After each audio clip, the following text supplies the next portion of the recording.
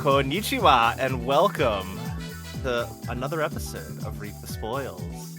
I'm Mark Sullivan. I'm Deletna Lugo. I'm Jason Kwasnicki. Please pardon my very out of practice Japanese. Yeah, hey, Jason. Sullivan Sama. Ooh, I'm a sama, huh? Ooh. Yeah, I was just rewatching Shogun lately. It's actually pretty crazy rewatching it, knowing the end, how good and fucking layered that writing is. I didn't realize that you watched Shogun and are already. Oh, I watched it when it came out. Yeah, I was just rewatching it recently. It's a pretty recent show, isn't it? Yeah, it was like a year or two ago. No, it's a fucking fantastic, fantastic year. show for everybody listening. Yeah. If you haven't watched it, go watch it. It competes for best single season of television ever. It's on my list. Although I think it's getting another season, Jason. So yeah, I mean, originally it wasn't, but it was so well received that the studios somehow found a way. Yeah. But we're not talking about Shogun. We're talking about a video game. Delilah, what are we talking about today? Yakuza 0. Yeah, that's right. We're going back to the Yakuza games. We're hanging out with Kiryu and Majima. We're gonna spoil the hell out of Yakuza 0. Reap the spoils, by the way. If you're not familiar, if this is your first episode ever of Reap the Spoils, we are a monthly-ish spoiler cast where we will usually play a game, watch a thing, typically related to video games, and we'll come back here and we'll spoil the hell out of it. We'll talk about the story, we'll talk about the gameplay, we'll talk about everything there is in the game. At least within reason that we want to talk about, you know. I don't know that we're going to talk about every single consumable item that you can go into an M store in Kamurocho or Sotenbori and you know, nitpick every single one, all those little like prepackaged ramens. Yeah, we're probably not going to get around to those. But we're going to talk about them. We're going to talk about Yakuza 0. We're going to spoil it. So if you haven't played Yakuza 0, I highly suggest you pause this episode, go play Yakuza 0, and then come back and listen to us spoil Yakuza 0. That being said, are we ready for a brief info block on Yakuza 0? Yes, sir. Let's go. Do it. All right. So Yakuza 0 was actually announced in August 2014, which the time gap between announcement and release in Japan was pretty short. But it was announced in August 2014, and this is after the release of Yakuza 5 in Japan. I'm going to be using a lot of Japanese release years here, and it'll become very clear why. Yakuza 5 came out in 2012, and Yakuza Ishin, or Ryuga Gotoku Ishin, came out in 2014 in Japan. These games were obviously developed by Ryuga Gotoku Studio, and they're also largely written by Masayoshi Yokohama, which I bring up because I feel like the writing of this game is the biggest thing we're going to be talking about, and he seems to be one of the more consistent staffers working across these games. So that's the one name I do want to call out. But yeah, this game came out. It was announced in August 2014. It was released in Japan on March 12th, 2015. So only like 7 months after it was announced. For the PS4 and the PS3 in Japan.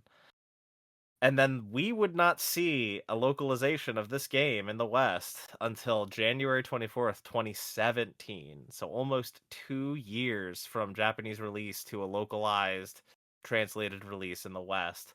And we only got the PS4 version. We did not get the PS3 version here in the West. That was exclusive to Japan. And that's kind of why I brought up those dates at the beginning. Yakuza 5 coming out in 2012 in Japan. Yakuza 5 came to the West in like 2015. It was a very late PS3 game, and it took a long time to get localized. This game also took a long time to get localized, and that was kind of in that era where a lot of games were coming out in Japan and then taking a long time to get a localized release in the West. The other like very noteworthy example of that, also from Sega, is Persona 5. So I wish that it still took long so that I can catch up on this series.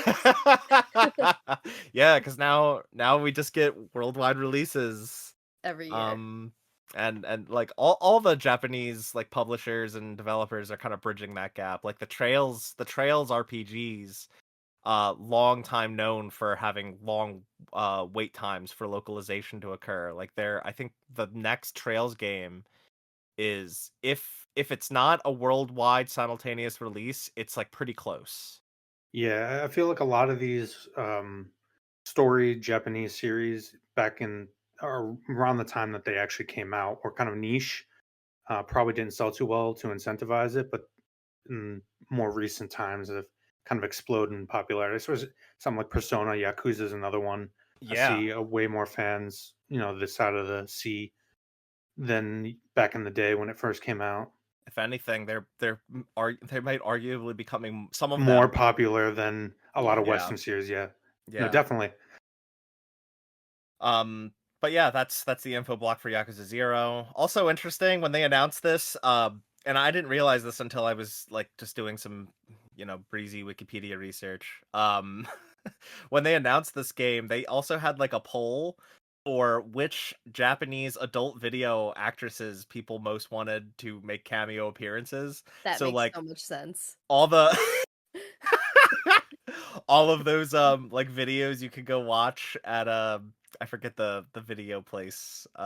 Is it Gandara? Was that it? Or was that the disco? Anyway, all those live action videos were like actual adult video actresses, like Japanese adult video actresses, which is really funny. But they Yeah, brought them out for like, that's probably another aspect to it is that especially as the internet has progressed, from the 90s and more thing basically Japan a lot there are a lot more Westerners or at least Americans. I don't know much about Europeans, but a lot more Westerners more ingrained in Japanese culture generally.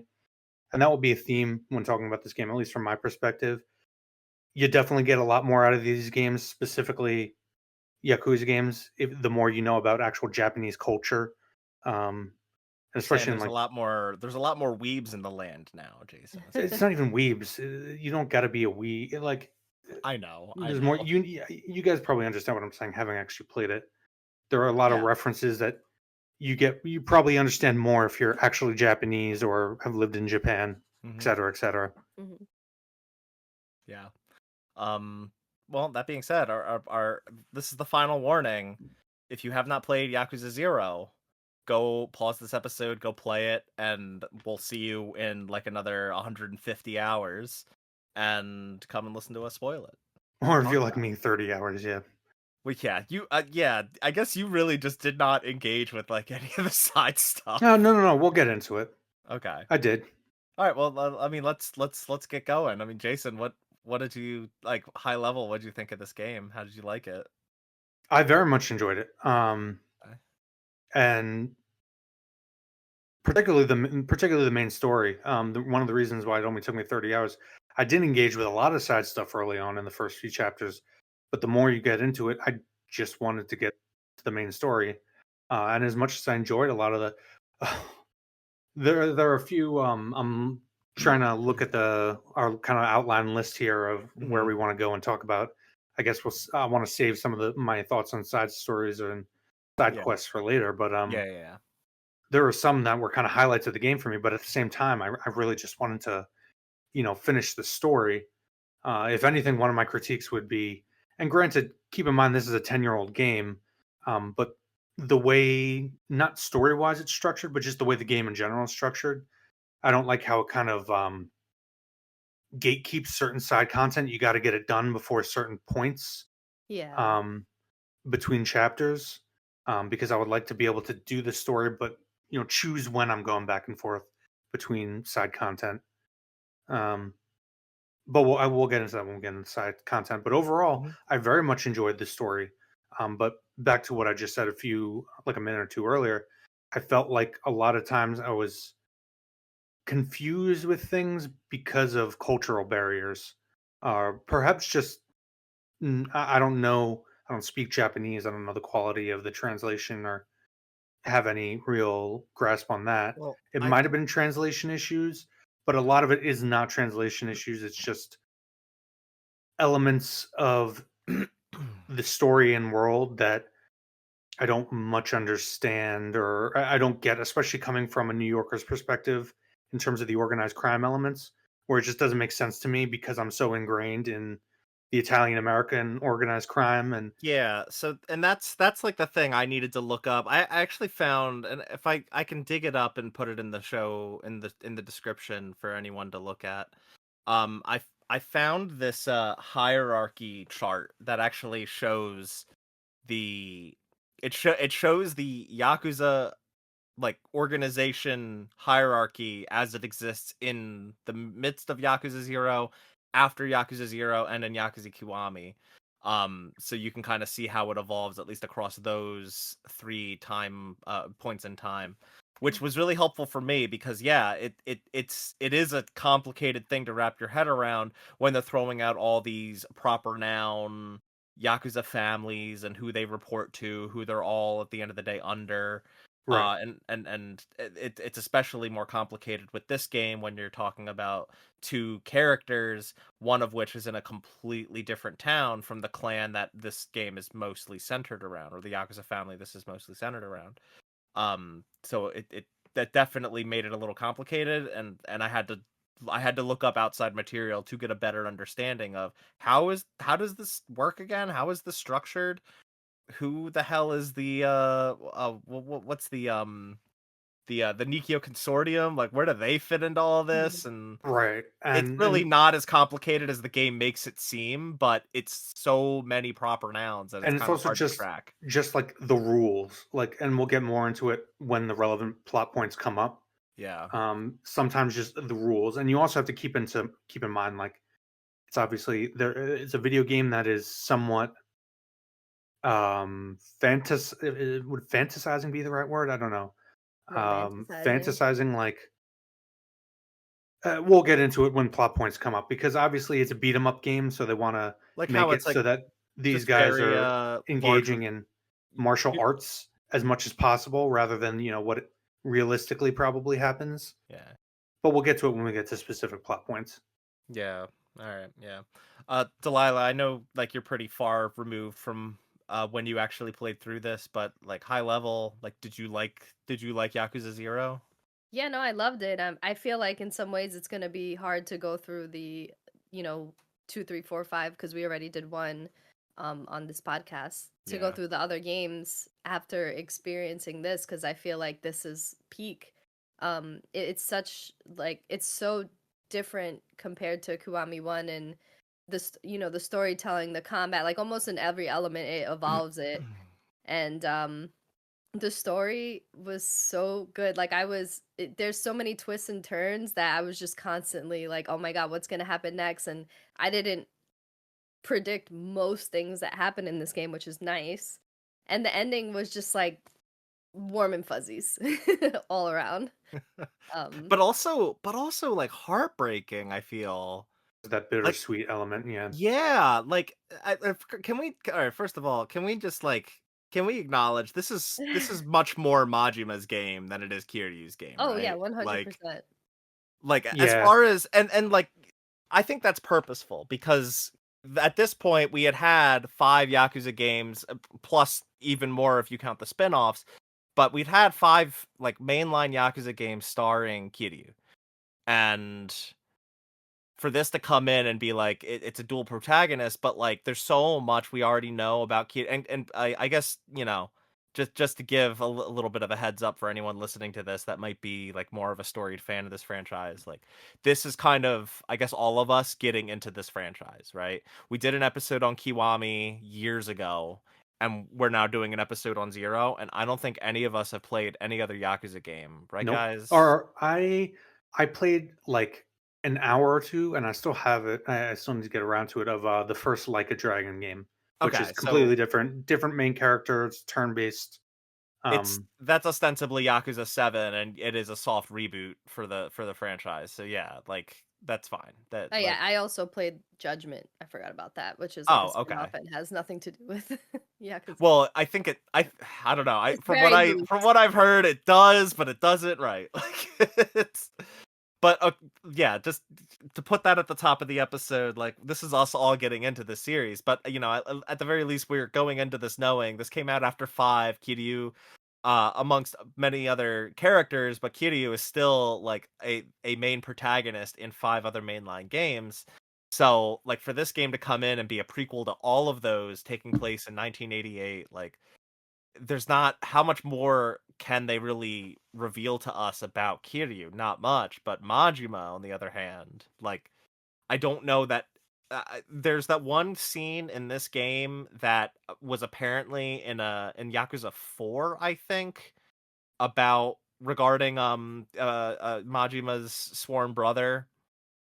And that's reused here in this game because this game is actually giving us some background story for Majima, which is something that the other games didn't really give much of, to my understanding, to my knowledge. So yeah, the stakes for Majima are so much higher in this game and so much more captivating. Not to say Kiryu's side of the story wasn't captivating, it was, but it mostly felt like it was there to serve as Majima's plot line.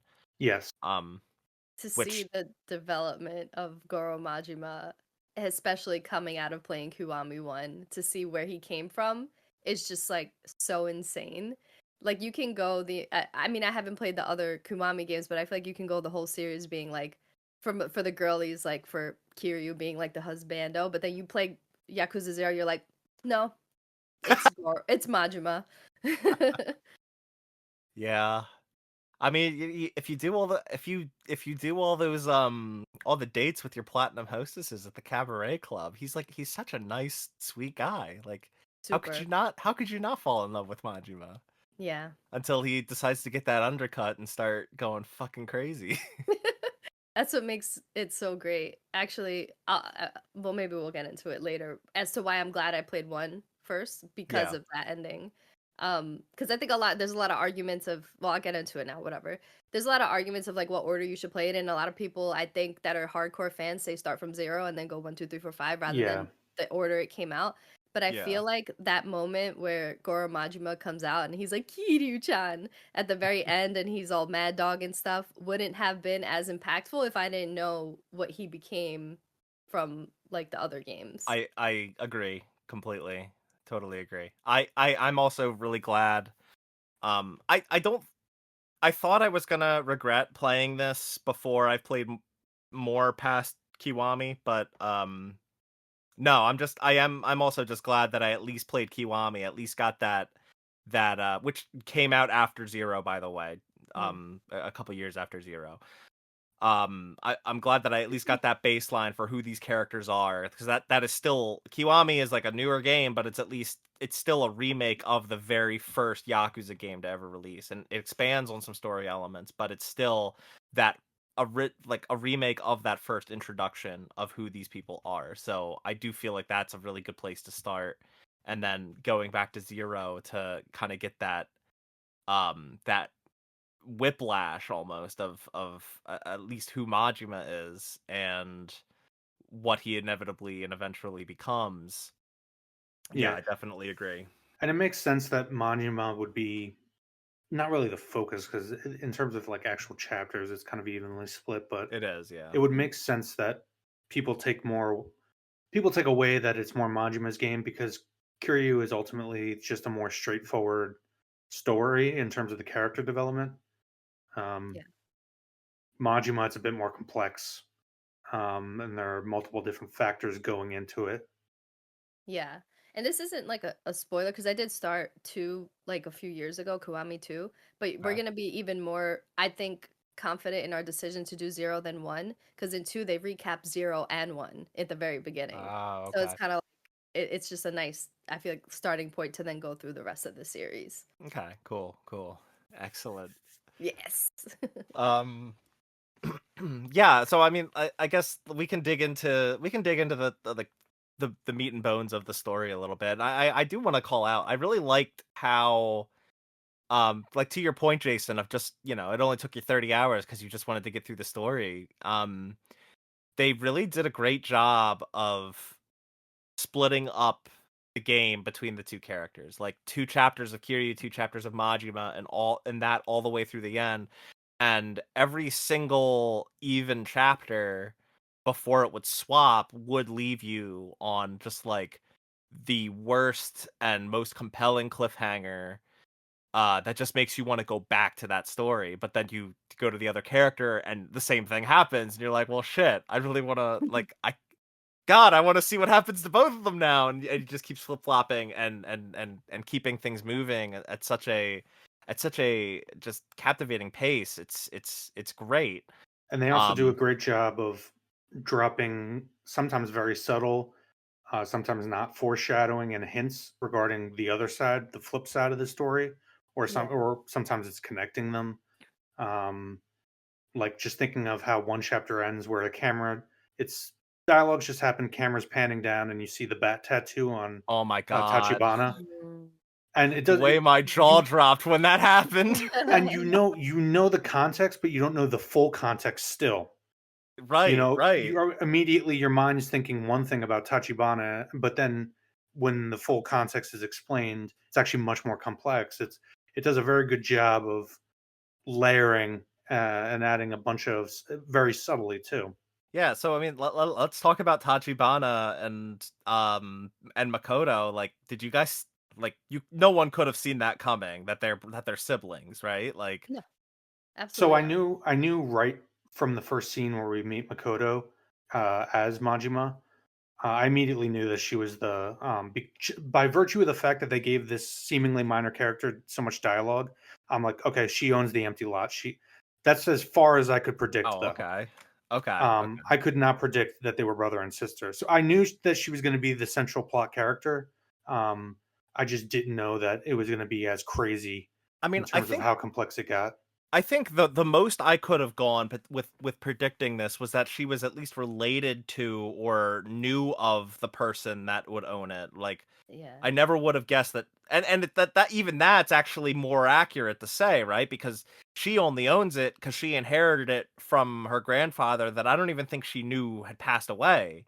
Yeah, no, So because like he's in Japan because they're half Japanese, half Chinese, yeah, half Chinese. and like yeah, like she yes, she is the owner of the empty lot, but even she didn't know that. Right. So like it's just kind of layering on those twists. She's the owner of the empty lot. Tachibana is looking for her not because he wants it, but because she's his sister, and they're all the empty lot is really just and the whole Kamurocho revitalization project. Like I was a little I thought that that whole thing was a little confusing and a little weird, and really realistically, It's a Maltese Falcon, the gold suitcase from Pulp Fiction. yeah, It's just a MacGuffin for the plot to go forward. Yeah. at the end of the day, it's just there to represent that all these guys are gunning for power, gunning for power over Kamurocho, and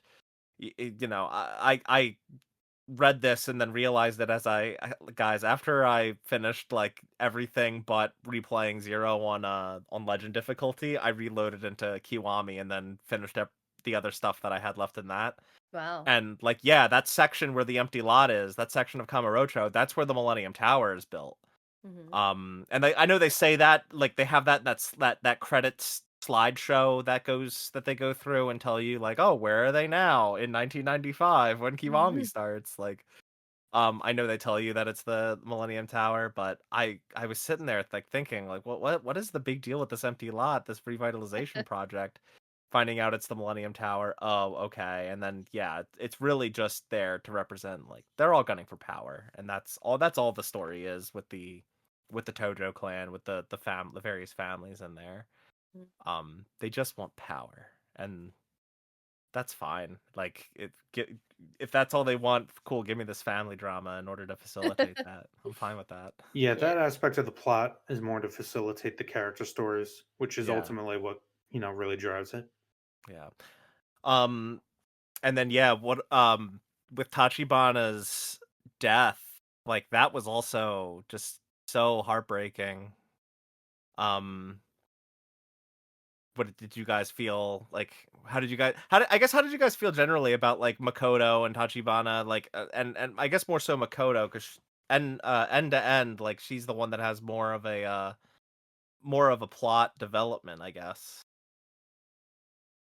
I mean, the things that they did to her, she was basically like molested, used like forced to, use her body, and then that's what caused her to have selective vision.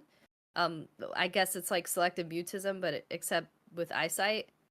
That's just like traumatic. It's really sad, and she's like such a nice like young woman, and I don't know. And then to see that she had all this power is kind of like nice. And then she winds up being like kind of a badass in the end, right? Where she's Yeah. like she pulls out what was it, a sword or something?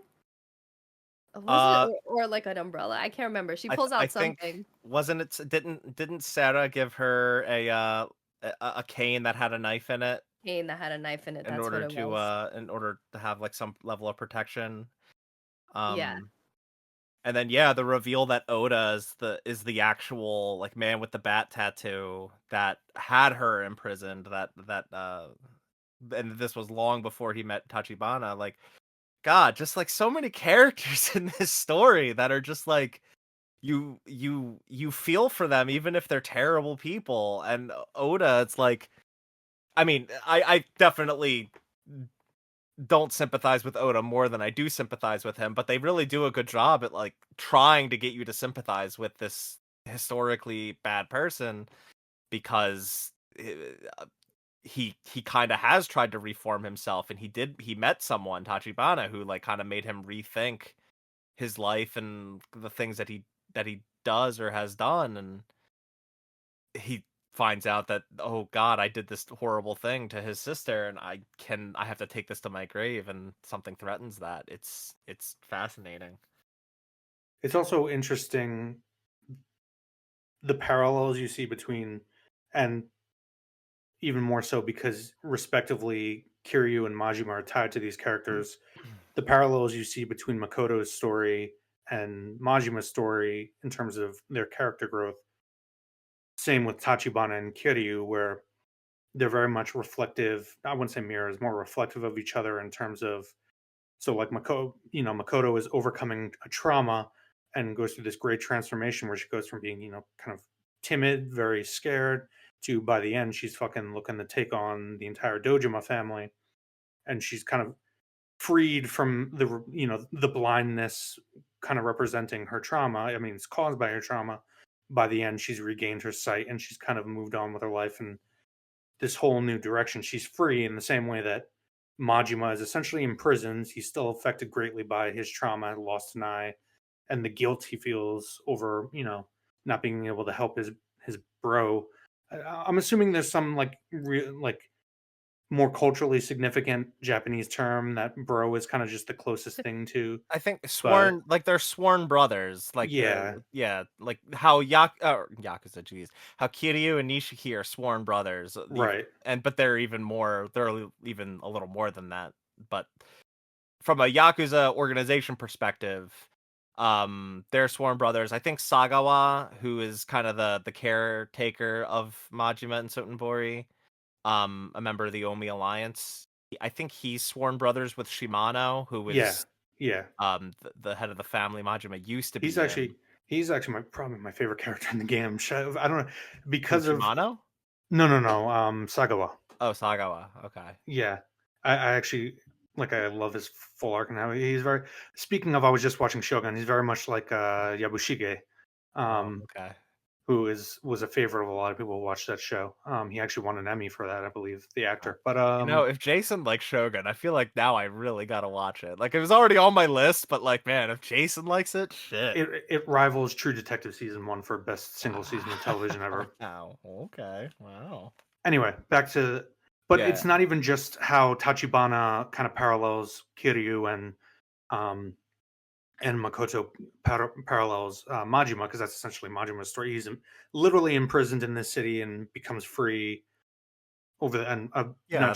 not just literally, but he's freed from his guilt as well. The metaphor And they use, like at the beginning of Majima's story, is he's in a gilded cage. right, but it's not even just the two main characters. You also see Oda is in very many ways parallel to Nishiki, and obviously there's a little bit of information we know later on, but Hmm. um, the way that Nishiki from the get go of the game, the first few minutes, you see the contrast between him and Kiryu. He's scheming, whereas Kiryu is just kind of loyal, looking to he's just following blindly in the footsteps of Kazuma, who he sees as this great father figure, can do no wrong, which obviously later on in the story might not be entirely the truth. I mean, at the end of the day, we're talking about all these people that are involved in organized Right. crime, so it's like they're all flawed, but some Uh, just more than others. Yeah. Yeah, but anyway, I do find it interesting the way they layer these characters to reflect one another, and does a very good job, and keeps me interested in the entire cast. Yeah. Absolutely. Um, but there is a big question I want to get to. But before we get there, just to wrap things up with Makoto. Yeah, talking about her being a badass, even more so than the pulling the dagger out of the cane thing, Delilah. Like when she just stands up to those Yakuza dorks at Yeah. like in the like one of the final cutscenes, and Majima like full on in his snakeskin jacket and everything walks up, and that cutscene, that's got to be the best cutscene of the game for me personally. For sure. Um, because it's a realization of several things. Like even though her vision started to come back toward the end of the game, she had still never seen what he looked like. Mm. Right. So like he doesn't say anything in front of her because he knows it'll give him away. And the conversation he has with her doctor slash boyfriend, Hmm. it's like it's so just like it tells you everything you need to know about his character development. Like he very clearly felt for this woman and had and like wants nothing but to protect her, but knows that who he is and the kind of person he is, the kind of people he surrounds himself with, definitely cannot do that. Cannot get involved with her because she's too innocent for that. And yeah, like like you could just see the pain in his eye to not speak up. It's Yeah. heart it was Yeah. heartbreaking. It It's was also so heartbreaking. it's also a very clever writing. I don't know what the term I want to use is. Uh, a very clever writing trick where it's both literal that she never saw him actually, but it's also metaphorical Hmm. because during the majority of the game she's blind and she kind of just sees him as a protective figure and is willing to follow him blindly, literally. And then when she actually sees him and doesn't know it's him, but she's kind of disgusted by his actions, even though he's still trying to protect her. There's like a lot of complexity and nuance to what's going on. Very clever of the writers. Yeah, I And like agree. the big question that I want to ask, I guess, about Majima is did his transformation into who we know and love today as Goro Majima, the mad dog of Shimano, as it were. Did you guys feel that it was earned by the end? Like, did it make sense for him to kind of put on this persona and kind of have this kind of transformation? I think if you look at it from the perspective that like he went through all this stuff and really his main goal in the end, which wasn't his initial goal, was to protect this girl that he didn't even know going into it, and then falls in love with her, right? Um, and then has to separate himself from her so that she can live a happy, normal life. I think that would drive somebody crazy. Like you have to at that point you have to go all in on the life that you chose, you know? Yeah, and overall, I agree with the thing that I don't fully the thing that doesn't fully like work for me is that final conversation he has with Sagawa, where he kind of implies that he's inspired by Sagawa, he's inspired by who's the one guy? Nishitani, he's inspired by all these other Yakuza bosses that he's fought throughout the game, and they somehow inspired him to live a little more on the wild side, basically. And I'm like, well, that to me doesn't work as a motivation, or unless that's just what he told him because he doesn't want to tell him the truth. He fell in love with Makoto Makimura and is now projecting this wacky persona of himself out there to kind of smile through the pain, as it were. Yeah, unless he told Sagawa that just to give him an answer, even though it's not really the answer, I guess that's fine. It's just like I don't know how the other Yakuza that he fought throughout the game and interacted with throughout the game would have been an inspiration for what he became. And that's the one Yeah, thing that kind of doesn't work for me. But and everything else I think there does. might be answers for that later in the series. We don't really know because we haven't played them all, and keep in mind this Yeah. comes out after them. Yeah. Um, it, I guess it makes sense if you're looking at, like I said before, through the lens of, he earned his freedom. Now he's going to live life free however he wants. I do agree with you that that dialogue with Sagawa, um, yeah, it doesn't make complete sense unless you had him gradually through the game kind of falling into that persona. Um, so I do agree with you there that it is a little jarring when he just suddenly is full blown, whereas he's kind of been pretty stoic, kind of like Kiryu for most of the game. Um, Except for when you're in combat, when he starts yeah, breakdancing all over the place. yeah, yeah, Also, really cool thing that I wouldn't have known until I played Zero, but all the fights that I guess slight spoilers for Kiwami, but if you haven't played Kiwami yet. Um but all the times that you fight Majima in Kiwami and all the different styles he uses, they're all the fighting styles you use in Zero, which right. I wouldn't have known that until I played Zero and then revisited Kiwami and like, oh my god, it's breakdancing Majima. It's Majima with a baseball bat. That's so That's cool. crazy. So yeah, I thought that was a neat touch. It's like a cool like gameplay mechanic throughput throughout like multiple games, and I think that's really neat. Yeah. Attention to detail. Yeah, yeah. I guess we've talked a lot about Majima. We can pivot over to talk about Kiryu a little bit. I think that the opening part with Kiryu, like it sets up the game really well. Um, he does the shakedown on the guy at the empty lot and just hangs out with Nishiki until they find out, oh, that man was killed. Holy crap! And then the whole fight with Kuze, um, like that whole opening level, like I thought it was all a really exciting way to get the blood pumping and the game Yeah, started. Yeah. it does a very good Um, job of establishing the characters right from the get go. He collects from this guy, the loan shark, asks him if he wants to come work for him.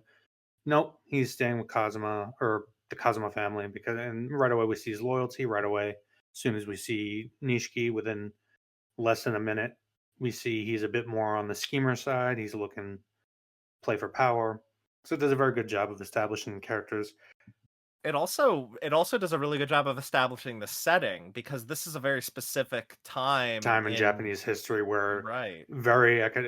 and for people who might be younger and not know, at this point in time, Japan was looked at by other countries, say America, the same way that kind of China has been the past 10 years in terms of its economic development.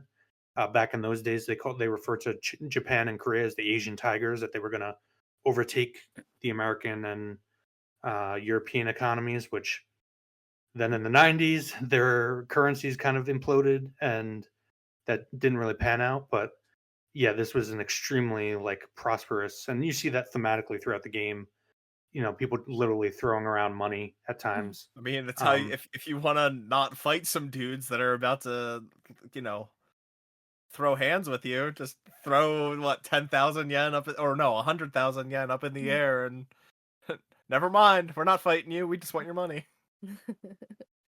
yeah, but I did appreciate that about the setting and how it wove that period of time in Japanese history kind of into the thematic elements of just endless greed and lust, which of course ties into what you were referring to earlier with the Dojima family.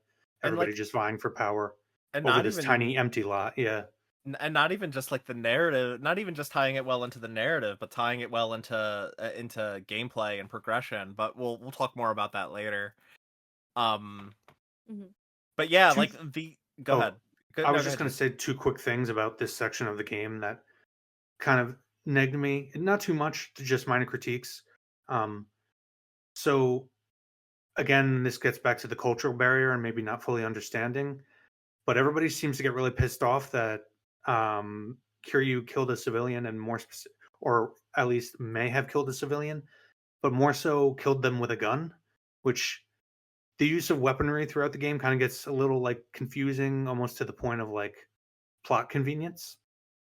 And because at the beginning of the game, right here, when Kiryu has to go meet with the other Dojima lieutenants, they almost like uh, are disciplining him for using a gun and killing a civilian, which we later see multiple of these people do over and over again. So, and the second point would be that this idea of Kiryu going like there's almost like a ticking clock set by the police. They're able to delay them so long from going after Kiryu, but Mm, that just kind of gets dropped around like halfway through the game and forgotten. mm. Um, No, these are they these mention. I think Tachibana mentions like he can't hold them back any longer, or something like that. but There is like a mention. it never really amounts to anything though. Well, yeah, Um, because like you never come into conflict with like the authorities or anything. right. It's Which only only ever the makes Yakuza. as I referred to earlier, kind of the world building of how the Yakuza actually operate, kind of, and specifically vis-a-vis the actual government and authorities, Hmm. a little more confusing. It's not like a huge problem though. I'm just pointing it out. Yeah, I Because think these sorts of plot elements kind of confuse me throughout the game. Granted, as we mentioned earlier, the characters are so well done, it didn't really bother me that much. But I think the gun thing is like I don't know. Yeah, I'm not gonna sit here and pretend like I know enough about like Yakuza culture that I'm making any definitive statements here. I think that guns are frowned upon. I mean, guns are frowned upon in Japan in general. Like it's kind of hard to get a gun and own like an actual firearm in Japan I assumed as from what much. from what I know. I don't Similar know. to like organized crime in a lot of European countries has been the same because they just don't have access to guns the same way. Yeah. Mm. But like it's also just like the Japanese are very honorable people, and there's not as much honor and killing with a firearm as there is in killing with your own hands or with a blade. It's a much more historically um uh honored, I guess, weapon to use in that culture. So, I assumed as much from the get go, but it yeah. just confused me because throughout the plot that those rules get broken kind of when the Well, plot needs it to. I guess the thing that I'll call out is I don't think any of the actual like named and important Yakuza in the game like use guns except for Awano, but Awano is also kind of an asshole. So he's probably just like breaking the rules because he's like, I'm hot shit. No one's gonna touch me. I don't really care. Um, I don't think like in most of the other boss fights like they have guns, and like if a Yakuza like underling foot soldier guy like has a gun, it might just be for like gameplay purposes. Well, even outside of gameplay, there's that guy from. Well, it's kind of no. It is, they are Yakuza. The Nikio Consortium, the head guy. At one point, he uses a pistol. It's Oh. again not terribly important because those plot elements are kind of secondary to the character stories. Yeah, and there are also like some rules that they lay out, like Kiryu couldn't go after a superior as an inferior or a lower level Yakuza, so that's why he goes through that whole thing and at the Right. top of the game to get himself kicked out intentionally. So I'm not a Yakuza anymore. I can kick your ass now. Woohoo! And then he proceeds to kick Kuze's ass. Yeah, multiple times. um but like yeah, there's that rule. I think like they're not supposed to kill with guns. There's probably exceptions, like when later in the game when the clans literally start, or like different families literally start going to war with one another. There's probably like some rule somewhere that says like no holds barred. Like like if you want to pull out a freaking cannon, you can do that literally in the game. You could pull out a cannon and use it against people. Like there's nothing, they won't stop you. Um Nishiki also pulls out a gun on Kiryu. I mean, he doesn't use it, obviously, but yeah, that's true. And that's probably because he was likely under orders to do it. That's another thing too, is like it might be a case of if you're ordered by a superior and they're a certain like level Yakuza within the organization, like they might have the authority to do that or allow underlings to do it. But like Kiryu and Nishiki are so low level at this point. They're so low on the totem pole that it might not be allowed for them at their point in the organization Yeah. to use guns. It's probably just a side effect. It's probably just, like you said, a side effect of culture with a more complex organization than say like the Italian American mafia, where you have made men, but it's a pretty straightforward hierarchy of capos, underboss, boss, Yeah. and they might kill each other, but there are certain rules, made men, and then that's pretty much it.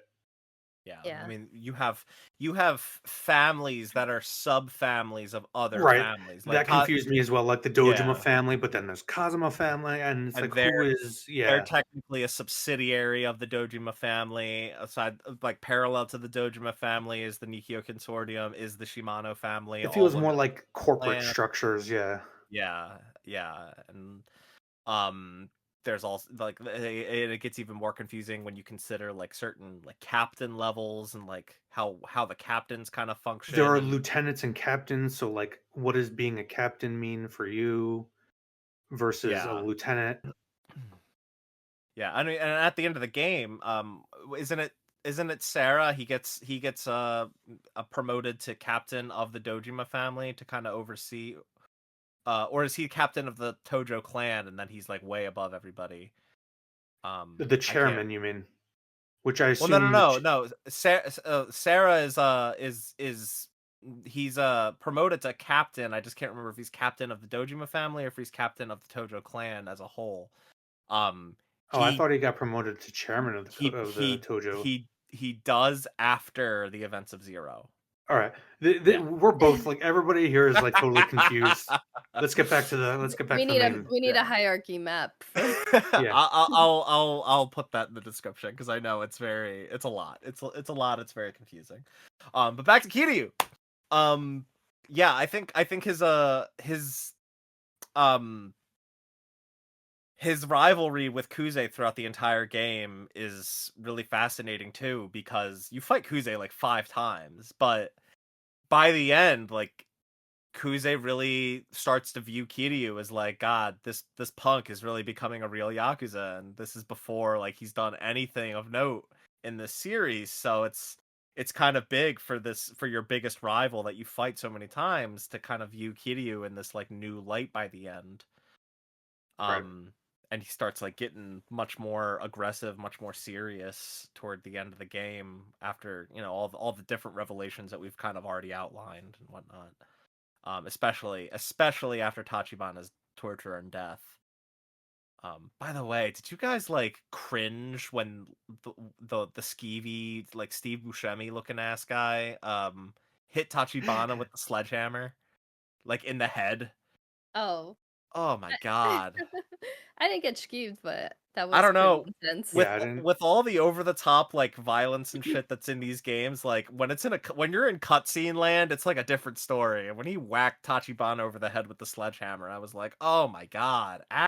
Yeah, That I that mean, got that got me more than the toes. Go ahead, Delilah. I was just gonna say I watched things like Terrifier or Hellraiser, so like Oh god, really okay. desensitized. Yeah, I don't know. Like usually I'm fine with stuff like that at least in video games, but that I think it's also the emotional connection, right? Like you don't want that to happen to Tachibana. You want him to Totally. reunite with his sister, and getting hit in the head like that, it made me cringe, and I was like, "Oh, he's not making it out of this alive." Yeah, it was really And he sad. he didn't. Man, he's already missing a kidney, missing an arm. What's a few Yeah. toes and to the head? And his life. What's that? Again, though, that's kind of the point. It's like that parallel to Kiryu, I where know. he'll give it all for his loyalty. Yeah. Yeah. Um Really sad the scene with Nishiki, just going back to that real quick. To yeah. see how like well, first of all, how different they are in terms of like physical power and emotional power. Like Nishiki's just compared to what he becomes in Kiwami 1 Yeah. is very different.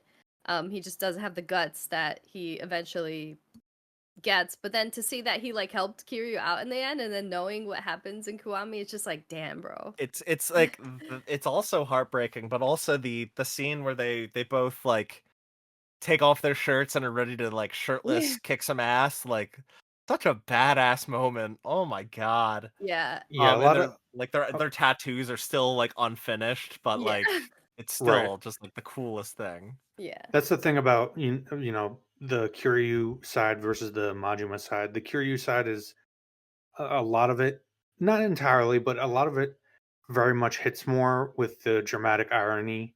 If knowing what happens afterwards. It feels more Um, fan servicey too. Like like it definitely feels like it's more trying to like even at the end where he puts on his iconic gray suit and they're really just like trying to poke at the fans like, ah, there's the origins of him getting his gray suit. Yeah. well, I mean more of, like the stuff that happens with Nishiki. Very heavily, not heavily dependent because the story works without it, but it means so much more if you know what eventually, like Delilah said, what happens with him in the first game.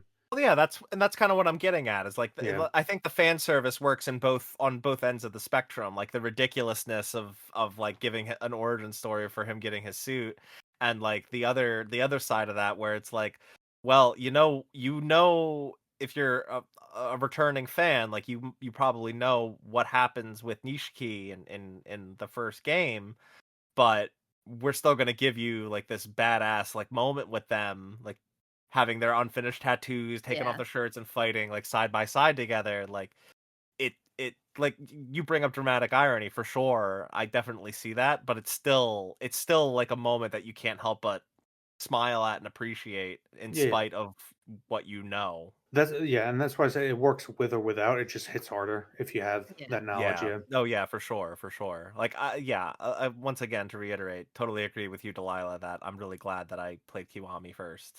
Hmm. Because yeah, I definitely hit harder their relationship, knowing what it eventually becomes. I would probably also play Zero, one because I like it a lot, but again, after like 5, just because I'm curious to see if there's any other references pulled from the other games that we were keen to because we played 1. Yeah, yeah. Um, there was something else I wanted to bring up with Kiryu. Oh, it was actually with Makoto. The one other thing about on like the Majima side of things that I kind of forgot to mention was the watch. Oh my Uh, god, how I can didn't you forget the because watch? they hadn't brought that up until since the like first scene where they talk about it, and then when she goes to dig it up like whatever out of the dirt in the empty lot, and I genuinely couldn't think of what could possibly be in there, and then she brings out the watch, and I yeah, there's so many moments in So this game sad. that I had an actual like audible reaction to. yeah. Like it's like 6 in the morning and I'm playing this game, Katie's still sleeping, and like my jaw drops and I'm like, "Oh my god." And then And she comes out later Majima's and I'm like, just "Did you hear standing. me?" Yeah, Majima's just standing there over him. A silent guardian, a watchful protector, a dark knight. So beautiful. I He's love actually it. the Lord of the Night, but Oh, maybe that's yeah, yeah, true. just Well, move those isn't he? around a little bit, it still works. Isn't he? What isn't his title? The Mad Dog or Dog of Well, Ship? he Dog of becomes the Mad Dog of Shimano, but in yeah. Zero, where when he's like the he's like the nightclub lord, so they call him the Lord of the Night Oh in yes, yes, right, right. Sotenbori. That's another dramatic irony thing where you see him so subdued in the beginning. Yeah, and oh yeah, Yeah, we didn't even talk about his introduction at yeah. the Grand Cabaret. Like, oh man, so bombastic, so exciting. What a fun game. God. Yeah. But again, it's one of those things where it works as a story on its own. But if you know what he becomes, that dramatic irony of him just being Yeah. like so professional and subdued, even in Yeah. the face of like an aggressive customer. Yeah, Yeah. For sure, for sure. What a Um great character. yeah, my god, this whole game is so great. Good. Um but yeah, with I guess there's not really like a ton more to talk about with Kiryu, I feel, and his side of the story. It's mostly like Tojo clan like housekeeping, right? Like Yeah, Yeah. basically it's all the lieutenants trying to use him being framed for murder, um, to scheme around it for their own gain to rise up in the Dojima yeah. Mhm. And then hierarchy. the politics of it all also gets a little confusing because when they start doing this like twist, but it's not everything you think it is, and then they do the other twist related to the previous twist kind of Yeah, there's so thing, many twists. where they're talking about like they're talking like they're thinking Kuze's trying to get power, and then no, it's actually Awano, and then no, it's actually Shibusawa. No, it actually goes all the way to the top to Dojima, and then you start hearing they start giving the whole thing of like, yeah, it's actually the Omi Alliance. There's a mole inside, and they're trying to work with the Omi Alliance because they're trying to get a foothold in Tokyo. And bit by bit, you also learn that your can't do no wrong father figure Kazuma is actually also a critical part in all of this and is scheming from inside jail, Yeah, like to get you along, which I actually thought was like an interesting for Kiryu's overall character development, because obviously he goes from super loyal to I'm gonna be my own kind of yakuza. I have no idea what that means, being your own kind of yakuza, but like it's like saying I'm gonna be my own type of mafia gangster. Like you if you say I that guess to like like you're higher up in the mafia, they just fucking kill you. Like well, I don't know, because you also look at all the different yakuza we come across, and they all have wildly different personalities, and they also a lot of them have different goals. I like you can't say that Sarah is gunning for power the same way that anyone in the Dojima family is. again, I'm just pointing out the kind of the cultural gap there, Yeah, no, I get it, I get where it. in terms of the writing, the actual story itself, it's still satisfying. But I found that very interesting, especially when you get to the end, confronting Shibusagawa, Shibusawa, yeah, Shigusa, and he basically straight up says like, "Fucking Kazuma is doing the same exact thing I've been fucking doing. Just you happen to be on his side," yeah. which is is kind of the reality of it.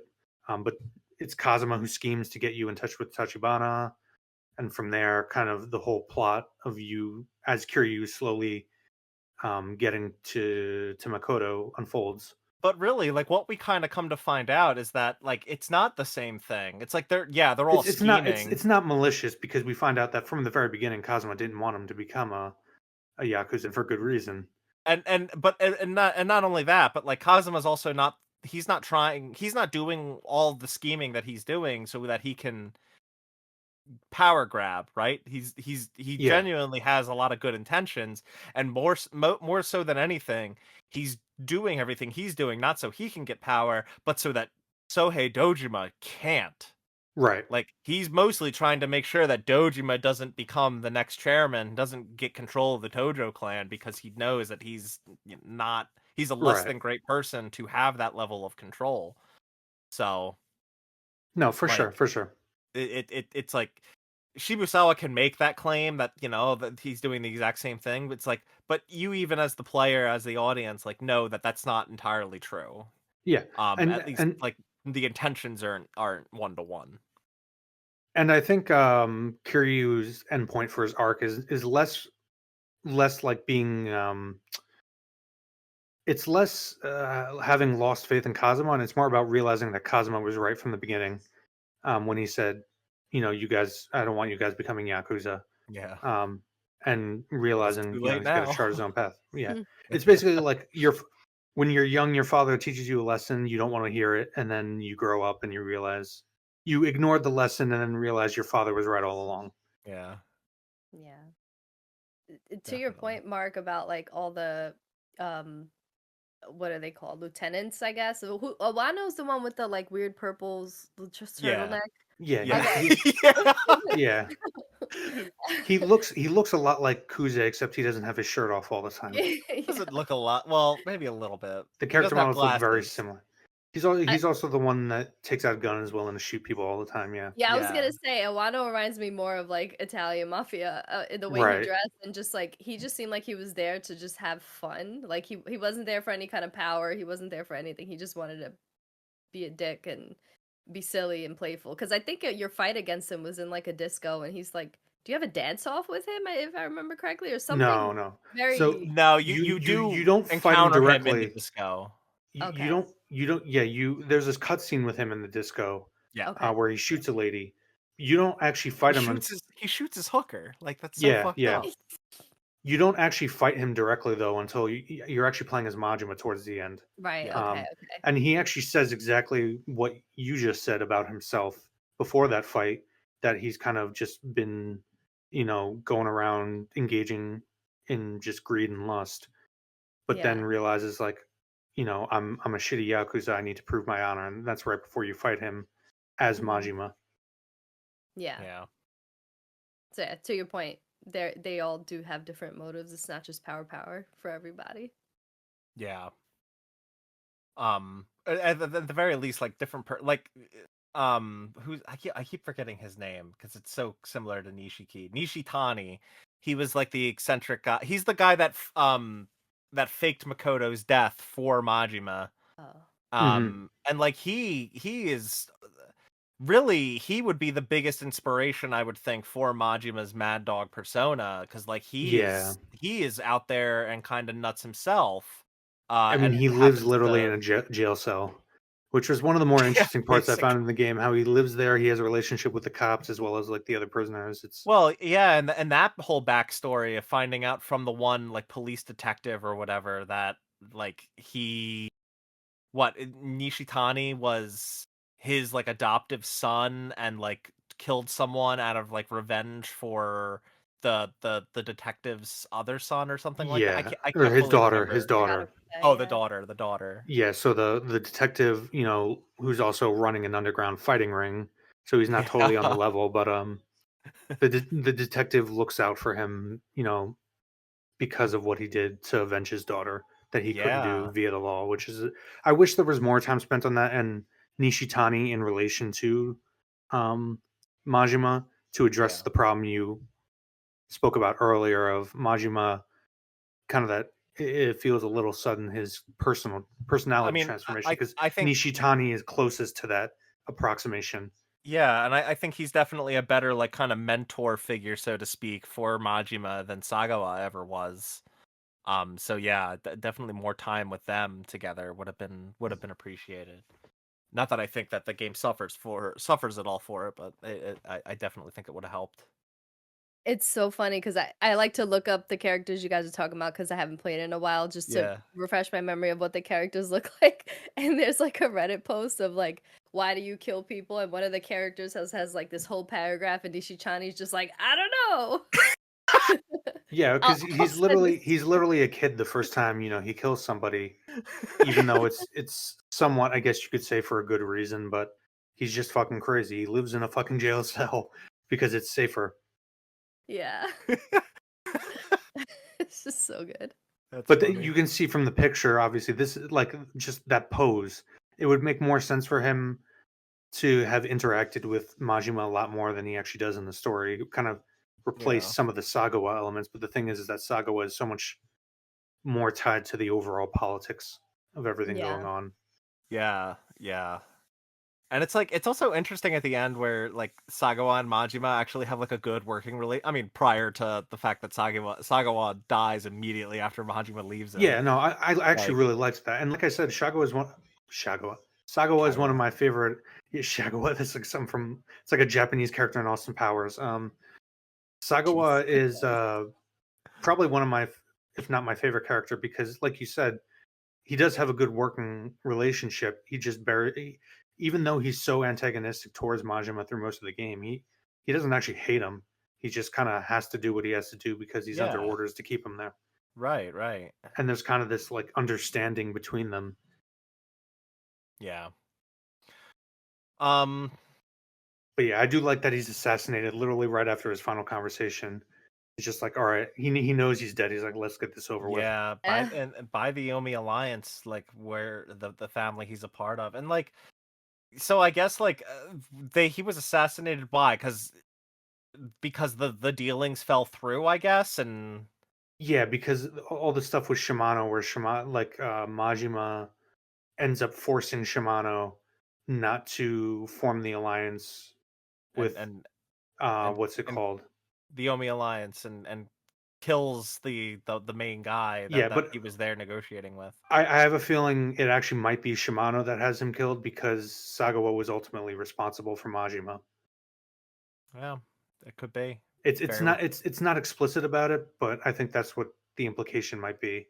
That I ultimately he was killed by his bro. Yeah, That's a good read on it. I could definitely see that.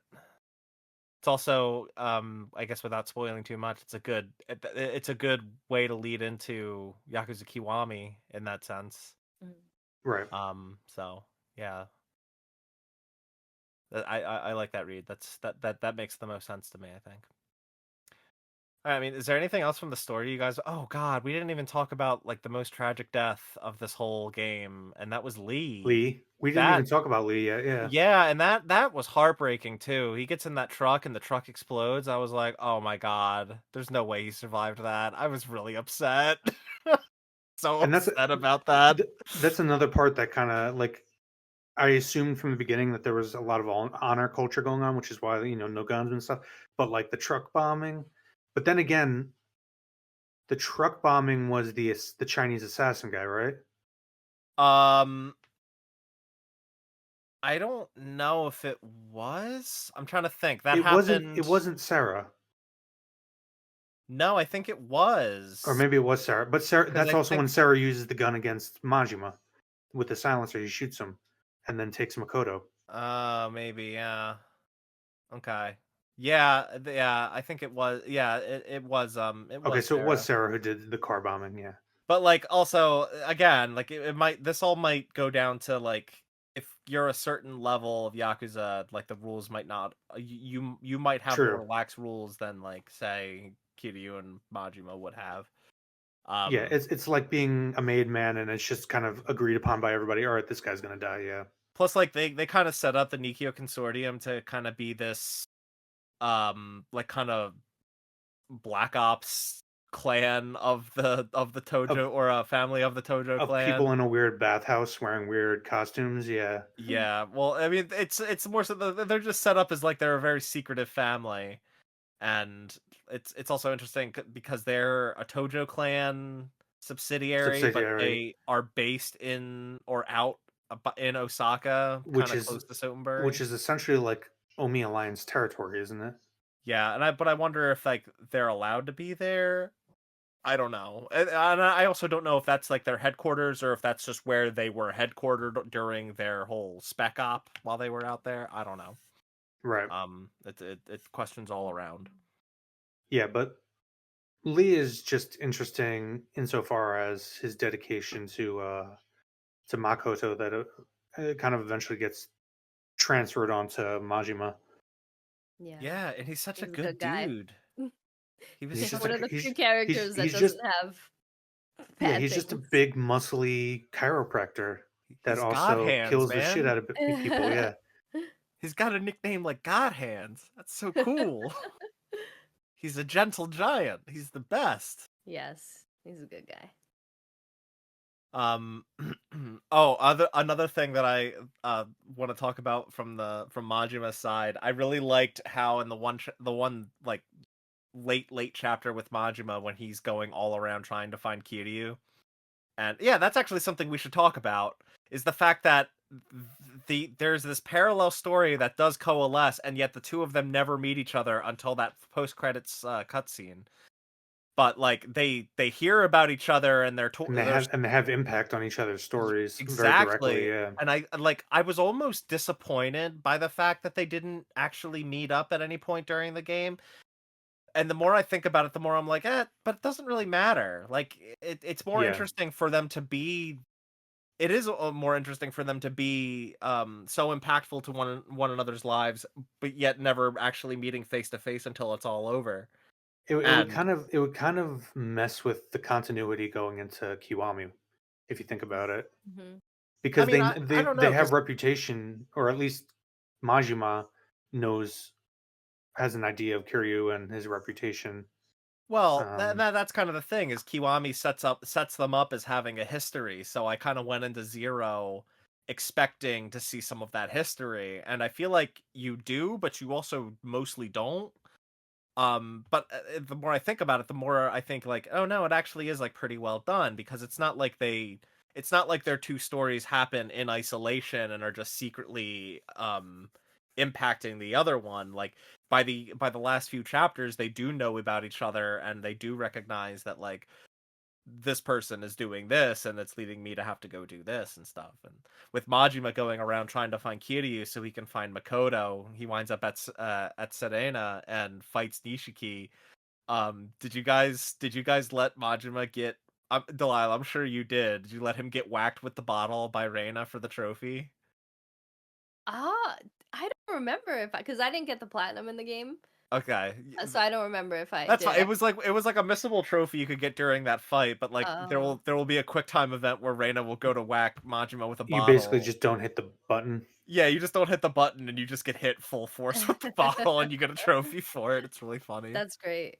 But like, yeah, that intersection there was like so cool. Like Majima fights Kiryu's sworn brother before he ever meets Kiryu, and like even meets Reina, this character that like the proprietress of this bar that I know is in Kiwami, and from what I know, from what I understand, like will be a location in future Yakuza games.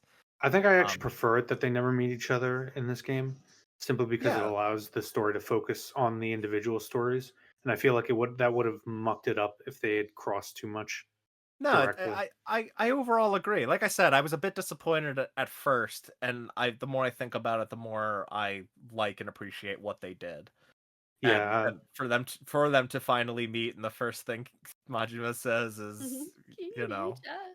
yeah, yeah. I remember a few years back when a certain very divisive major game came out. Won't To avoid spoilers, I won't say, but you both know what I'm talking about. I remember seeing a yeah. video critiquing the game and referencing this game as for how that should have been structured, and I had Oh, never played it. I'd never played obviously this game before, so I had no idea what that meant. But now that I see this game, I wholeheartedly agree with that critique. Anybody listening, you guys know what game I'm talking about. Anybody listening knows what game I'm talking about, probably. actually, if you could, as an aside for after this episode, like if you could dig that up and send that to me, I would actually like to watch that. Yeah, it's a lengthy, like hour-long YouTube critique. But That's yeah, fine. I watch way longer. It's fine. um, but yeah, no, I think this was structured perfectly in terms of the back and forth between the characters and the degree to which they interact, but are also separate. Um, yeah, no, very much. I can again, aside from my weird nitpicks, which are generally more tied to like it's not even you can't even really say world building because it's the fucking real world. But at the same time, to what degree it's like a fantasized version? Do yeah? Any Japanese people who live in Japan in the audience, tell me if you see yakuza running around your streets fighting each other martial arts style. Um, I mean, I could tell you, I never saw that when I was studying abroad. So, well, I also know there are things like you're not allowed to wear tattoos. Um, well, yeah, in tattoos Japan, you are, have to cover them up because of their association with yakuza. Yeah, yeah, yeah, Like but the structure of the story. It just every time they had a cliffhanger, I was like, "Oh man, I've just been playing this for X amount of time, and like I just want to see what's happening next." It was like watching a show, which is why when the Yakuza live action show came out, I was like, I could see this working. It's just like a Japanese mafia film kind of thing. This could be great, especially if they true, tell as good of a story as they have been so far in these games. Because I've even Judgment, like I enjoy the stories in literally all these games and the characters. And but they failed in that aspect, but point is that I think like this game just kept me wanting to see what was coming next in hmm both stories. Like I wasn't just invested in Majima's story, although I do feel like that story was obviously stronger, and I do think yeah. this was Majima's game. I still very much so enjoyed to see what was going on with and the Kiryu. chapter length, like assuming you're not doing any side content, the chapter lengths just main story. They're like the perfect size for like individual play sessions. So like I Yeah, found myself just, oh, I can play this chapter tonight. Like I got a few hours. Okay, yeah, done. I Can do don't, the I next don't, chapter the next night.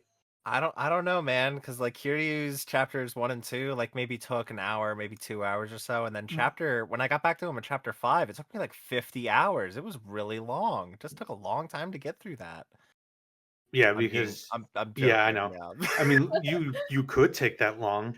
Oh my god, I But spent a lot of time in certain chapters just doing side stuff. I mean, in theory, you could do certain things infinite because they're mini games that you can just replay. Yeah. But that ending moment was so much more impactful having them meet up for the first time at the very end. I don't think Yeah. it would have been as impactful if they had seen each other before that. And it's also like you gotta wonder, like, I mean, clearly Majima knows what Kiryu looks like. Did Kiryu even know what Majima looked like? Was he totally taken by surprise when Majima was like, "Yo, Kiryu-chan"? Like, it's like, oh god, who the hell is this? Yeah, it's a Yeah. drastic change. He has Yeah. like a bowl cut haircut. It's crazy. Yep. I will say I did not like the ponytail look for Majima. Was not a fan. I don't know. I might have liked it a You- little better, but Oh, yeah, no, I like his normal like undercut bowl cut thing. Wait, Wow. did you say you liked it? I know I prefer the long hair with the ponytail. Yeah. Wow. Okay, so I'm the outlier it here. also might have been because that at one point I had a Final Fantasy 14 glamour set that was from Majima, or at least what he looks like in the first game. But my character at that point had the haircut was a ponytail, Okay. I see. so Yeah. but it's 2-1. The ponytail is better. Well, oh well. I guess I'm outvoted. It honestly amazes me that there's so many games in this series, and I'm very much so enjoying the story and the characters and the twists and the turns, and that they can have so many twists and turns per game and continue to make it so interesting and unexpected in each and every game, because I never heard of any Yakuza game that people were like, "Ah, the story like wasn't that great." Um and they have so many games out at this point, like even in the new like a dragon, series, people that like Yakuza are continuing to enjoy the games. So Ryu got go however you say it, they're Ryuga like, Gotoku. thank you. They're just like masters in storytelling. The storytelling is so good, it's so solid and consistent. Yeah, especially considering all the like. It might sound like I have a lot of these nitpicks, but ultimately, I really did love this story, and as I mentioned earlier, was I started just dropping side content and wanted to find out what happened as soon as possible. Even the side So content's gold.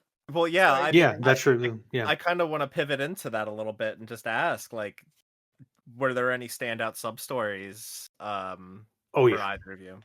The Magic Johnson. console. Oh, You mean Miracle Johnson? No, I mean Michael Jackson and Yeah, getting to yeah, or but Miracle. I'm sorry, I thought it was Magic Johnson. Magic Johnson's a basketball player. No, well, actually, I didn't know that because I don't watch sports and whatnot. But I don't watch sports ball. But I legitimately then I just misremembered. I thought he was called Magic Johnson in the game. is They that also the give a guy? different name to Steven Spielberg. Whatever it's Yeah, called. it's oh god, yeah, what was it? Steven Spielberg. Also, like I thought that was a little funny because I had to look this up, but Steven Spielberg didn't direct the music video for No, he did Thriller. not. But So it's I still was like, that was still why? my by far and away my favorite side quest, I was like, especially why because the hell? Steven Spiel. If you do the side quest, you unlock him for the real estate, Yeah, and he's like an S tier manager. So I just had him managing all my real estate for the rest of the game. it was Steven Spining. That was his name. But it is very clearly from the character design Oh Steven yeah, Spielberg. Yeah, it looks like him. Miracle Johnson looks like Michael Jackson. He even has his The- own like and the fight section where you have to thing. fight off the thriller zombies and walk him down as he dances Michael Jackson like down the Yeah, street. as he's doing his patented moonwalk. Easily my favorite side quest. Okay, okay. I It's a like lot. the console one with a kid who was like uh stealing a stealing the console. No, a stuff No, Yes, stolen yes. from him. So there's a limited amount of releases for the new game console which is Yeah. and clearly a no. It was for a game. It was clearly a or a game. Dragon Yes, Quest, yes, yes. homage, Ah. Yeah, and he got his game. He saved up for it, and it gets stolen by some punk.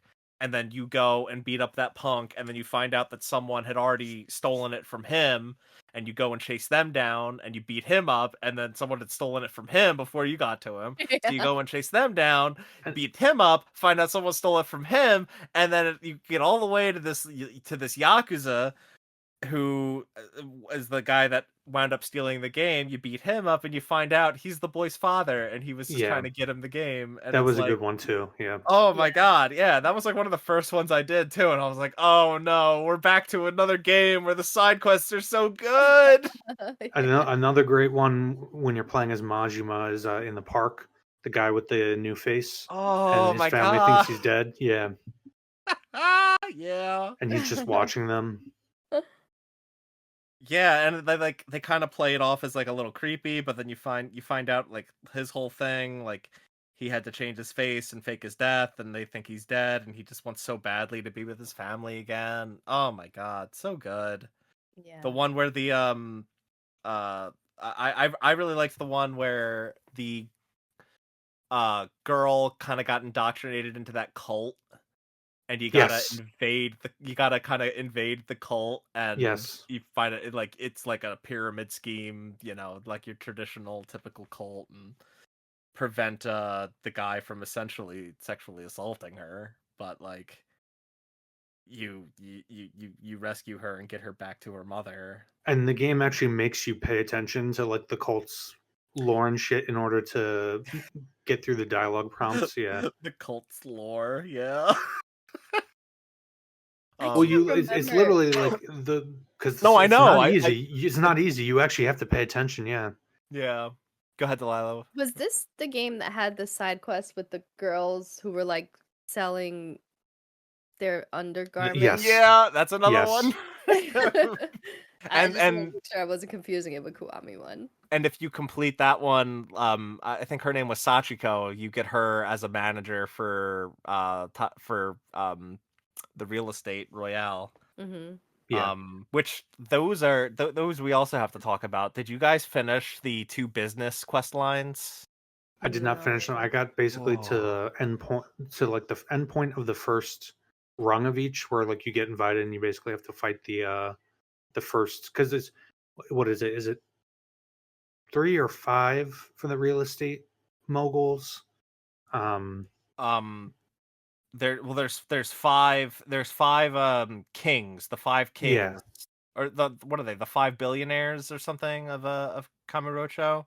I don't remember. And And then there's a similar kind of setup for the clubs for Yeah. Majima. yeah, because there's five the 5 oh my god, what are they called? It's just, yeah, there's 5 clubs and there's 5 kings in either one of those Yeah. things, and you I gotta I work basically those got out. to the end of the first tier for each. Man, that's a shame, because those end pretty bombastically too. Like I Delilah, said, did man, I was did too you finish addicted to the those? main story. Don't remember, but feel free to let Man. us know. I may So- have, but it's not sticking out. So right now. for the real estate side for Kiryu, he is working on taking down the 5 kings, and toward, like, after you take 4 of them down, you find out that the guy that sold him the property and has been working with him, he walks into the office of the guy that is controlling all the kings. And you start thinking, "Oh my god, is this guy that's been working with me? Is he just a mole? Is he like working with the mastermind that controls all these kings?" It just creates this intrigue, and then you go and take down the media king, the last of the 5 kings, and that gets you to go and confront the guy that was kind of masterminding them all. And when you do, you find out that no, the guy that was working in your office with you, he wasn't working with him. He was kind of making his way back into the guy's life and back into his office. He was going to hand him all the deeds to all of Kiryu's properties, just so he could take revenge on him. And he had like pulled a gun and was about to kill him. And you wind up taking him down. And you also find out that the girl, oh my god, I can't remember her name, but she like clearly is in love with Kiryu. Like, she Yeah, loves that's him. kind of implied from from the earlier parts here. Yeah, and like I really loved their dynamic too. Like she was clearly so in love with him and whatnot, and Kiryu is just like oblivious to anything romance related. Right. So like I liked the dynamic that they had where she was just constantly getting frustrated with like trying to make moves on Kiryu and him not getting it. Yeah. But like you find out she was an undercover cop and she was trying to take down the guy controlling the 5 billionaires as well. And it's just like there's just so much like cool intrigue in that quest line, and it at the end of the day it's just like a mini game that's kind of there to get you money. Yeah. But Well, like right. That's part of the reason I didn't get as far into those things because I assumed it was the. I didn't realize the five mobile things was going to be like a full blown story, and the same with the yeah, Majima equivalent. I didn't realize there was going to be story attached to it. I thought they were just going to be kind of like a progression system of. I thought that too, yeah. So I didn't. That's why I didn't got put as it, much time got and it. effort into it.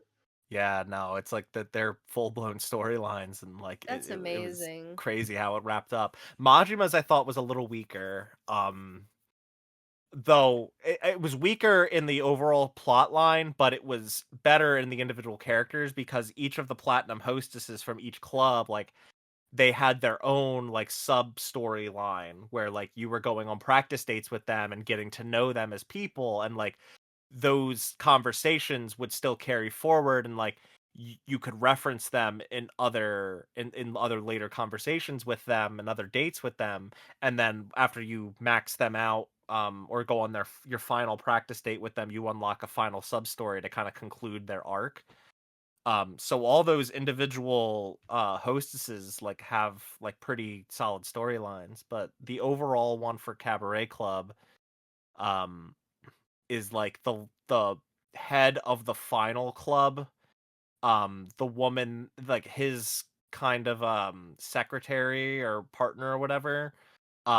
He's trying to take revenge on the Grand, the club that Majima uh Is running at the beginning. yeah, he tries to take revenge on that because his mother used to work there before Majima was the manager of it, and it like she wound up dying as a result of working there somehow, so he hates that club and wants to take revenge on it. That's why he's gunning for Majima so badly and is trying to take control over the Grand so he can just like kind of get rid of it.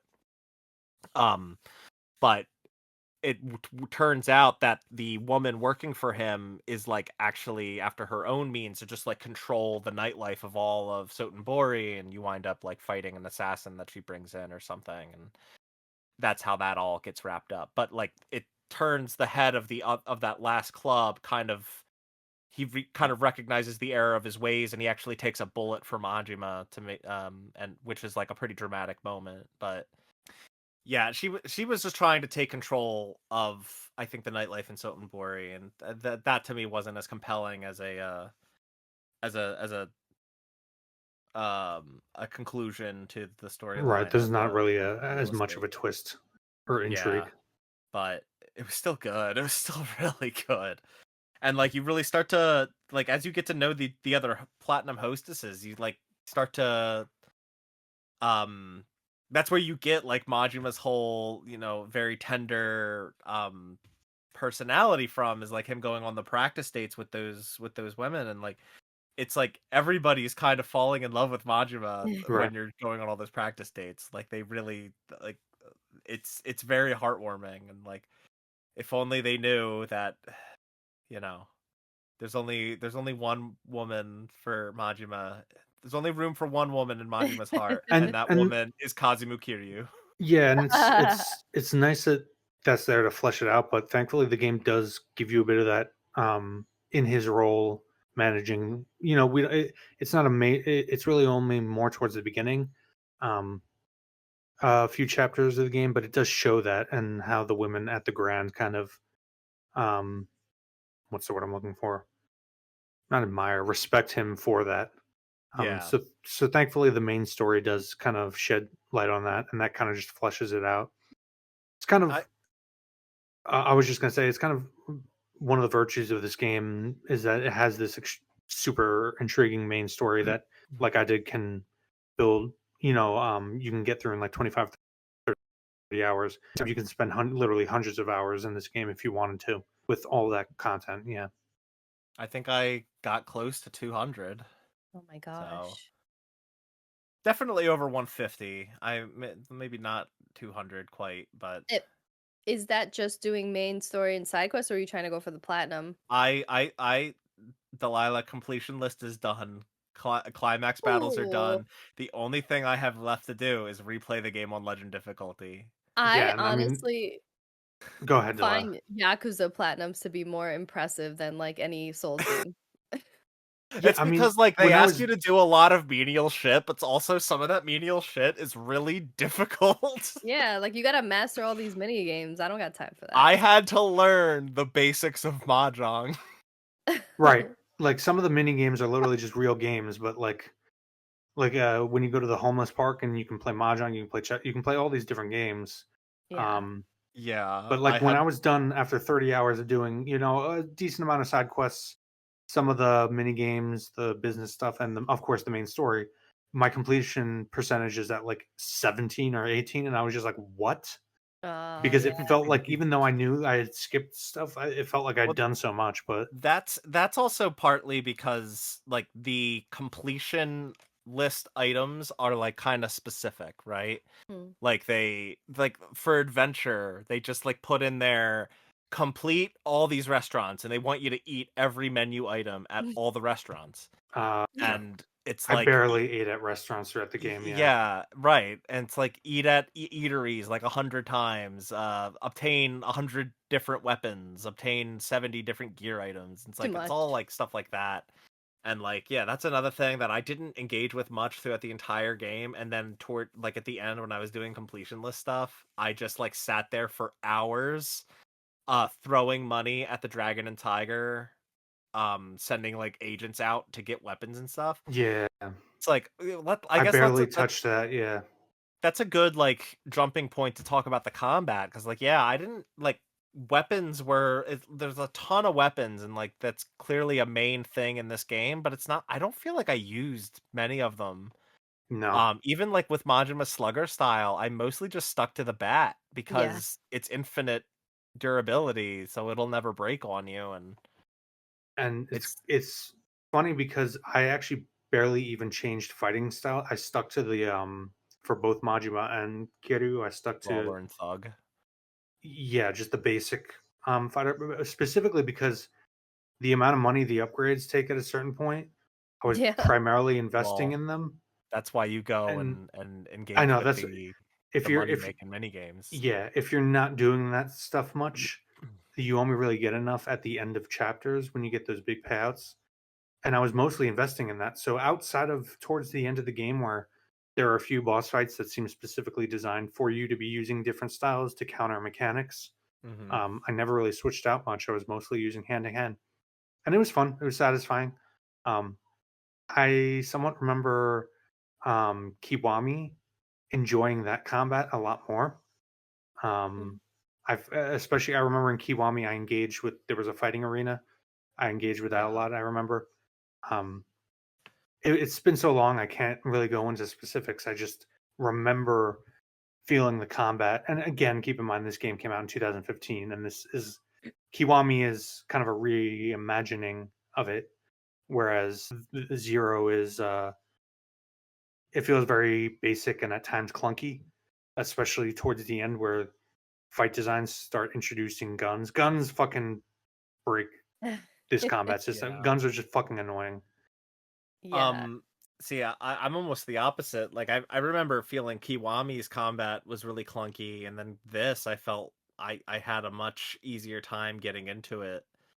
And like that was a little reinforced by revisiting Kiwami within the past week and kind of doing some fights in the street. You know, Majima comes and seeks me out, or some goons just like decide to pick a fight with me or something, and yeah, I feel like even now after playing a little bit more Kiwami after having just spent a ton of time in Zero, I actually kind of like Zero's combat a little better. And Zero's I combat too more, but I just feel I just overall like Yakuza combat doesn't do it for me. Like after I Yeah. fight a few people I'm kind of like over it. Like I try and skip it as much as I can and run away. And not that I think the combat's bad. It's just it's super arcadey, and like once you do a few attacks, it kind of like stays It the gets same. There's no repetitive. real, yeah, with repetitive. with Yeah, regular enemies, yeah, it does get a little boss stale and fights boss fights are much better, I'll say. And I want to be clear, I don't mean to say I didn't like this game's combat. I just seem to remember liking Kiwami more. Mhm. I remember it having a little more depth. I could be completely wrong about that. It's been years since we played that game. Um, but or at least I played that game. Mark seems to have gone back to it recently. Um, I Yeah, will just a say little boss bit. I will say boss fights are definitely much better. One thing I really hate is that you have to hold down the lock on button here, and it's R1, and it's just super uncomfortable. There's no like just press and you automatically lock on. Oh, I thought it was fine. I I maybe that's like the Devil May Cry player in me. Like you do have to do the same thing. You have to hold down the button to focus on a single target, and you don't always want to be doing that. So I feel like holding it down is easier to unlock on than it would be to toggle. I personally thought it was fine. The thing is, like, for most games, boss fights, I remember the fight, and in this game, I would just remember the characters. You know, like none of the boss fights really distinguish themselves Fights. from one another. Yeah, you fight Ooh, Kuze like Jason, 5 times. What? you like froze for a little bit, and then all of a sudden came back in like shot out of a cannon. Oh, sorry. It's okay. It's okay. I don't think we heard like half of what you just said. All I said was that you fight you. Or I'm sorry, you fight Kuze like 5 or 6. No, it's like 4 or 5 times, and Five times, I think. Yeah. it's basically the same fight. Except when you get on the motorcycle. Yeah. Yeah. Yeah, and he gets harder and more intense. The last fight with him, I remember, actually took me a couple tries to get past because it was pretty tough. Um, Yeah, they do get more intense, and at times you do have to switch your stance to like, exploit weakness. Like if it Yeah. was like a fast, boss, you gotta approach it differently. I just nothing like sort of stands out to me. I guess in Mm, in the way that most games boss fights do, which is why I I can agree with actually that. like that they went in the direction of turn-based. And normally, you know me with turn-based, right? I'm actually looking forward to this game having turn-based because I almost oh, feel like I would jive with the game overall more because the reason I play these games is for like the silly side stories and for the main like dramatic twist story. yeah, So, yeah, I'd be curious to see how I feel about it getting into the turn-based style and when it is. once we get there in like 15 years. I was gonna say, Delilah, bad news. We've got like 5 more games to go Yeah. before we get to like a dragon. Yep. And that's if we don't do spin-offs. Yeah, I mean, if you guys want to do Ishin, that's been localized. If you want to do um, actually, there haven't been. There was that zombie one, Dead Souls, that got localized, but it's hard to get that Mm, nowadays. And then like Gaiden is like a bridge game between 6 and 7, yeah. so it's like a spin-off, but also not a spin-off. Yeah, I mean this IP is grown vast, and it's been There's around a so while. It's much. been around since the PS2 days, man. But Yeah. yep, I think 2004, 2005 was when the first Yakuza came out for PS2. Yeah. So yeah, there's a lot to get through. Let's do it. Let's go. Yeah, but ultimately, like Ooh, I think we all agree, regardless of whether or not we liked one over the other, in terms of Zero versus Kiwami, I think we can all agree it's a fun baseline. No, it's good enough. Like in order to get you through to serviceable. do this story, yeah, Yeah, it's serviceable. I Um, think there's and it's fun definitely. to Go the ahead. extent that you enjoy that kind of repetitive arcadey gameplay. It's a brawler. There's not too much mechanical depth, but there's enough for like one-on-one fights where it can still be interesting if you really want to get into it, but you don't necessarily have to get into it to that degree of mechanical depth. Yeah. Yeah. I think yeah, it's serviceable. It's fun. It's not like my favorite combat in a game like this. It's definitely not my favorite action. It's like I mostly just like the flash, the pomp and circumstance surrounding it. Like Yeah, the heat actions are so exciting to get, and like when you get a new one that you haven't seen, yeah. and it's like, oh, that's brutal. I can't wait to do that to like 5 more guys. When you just see like a fucking cabinet on the side of the road, you have a full heat gauge, pick it up and Yeah. just see what the fuck it does. Yeah, He just like slams it and it destroys itself on the person's body. Like yeah. freaking crazy. Um like I guess progression. Let's talk about progression a little bit cuz like this I thought was a little weird, but it also kind of makes sense. So like as I alluded to earlier with the bubble era in Japan, the Japanese economy just like boom. Money is like flying everywhere, and it's also what you use to level up your You use it for pretty much everything. yeah, use it for everything. And I do appreciate that like even the most menial things still cost like something, even though like money is practically no object in this game. It's like if you want a soda, you still have to pay 200 yen for it. It's Yeah. like, yeah, I got that. Here you go. I will say if you're more sticking to the story, money is very much not a Money's menial tight. thing. Yeah, Okay. it's very hard to upgrade. That's why I really only upgraded one combat style. Okay. Um, Well, it's like that's partly why some chapters took me like 30 hours to get through because I was just like doing the business mini game the whole time. yeah, And I actually under leveled a lot of my combat styles for most of the game because I was saving up my money to buy other businesses or partner Oh. with other businesses for my cabaret club.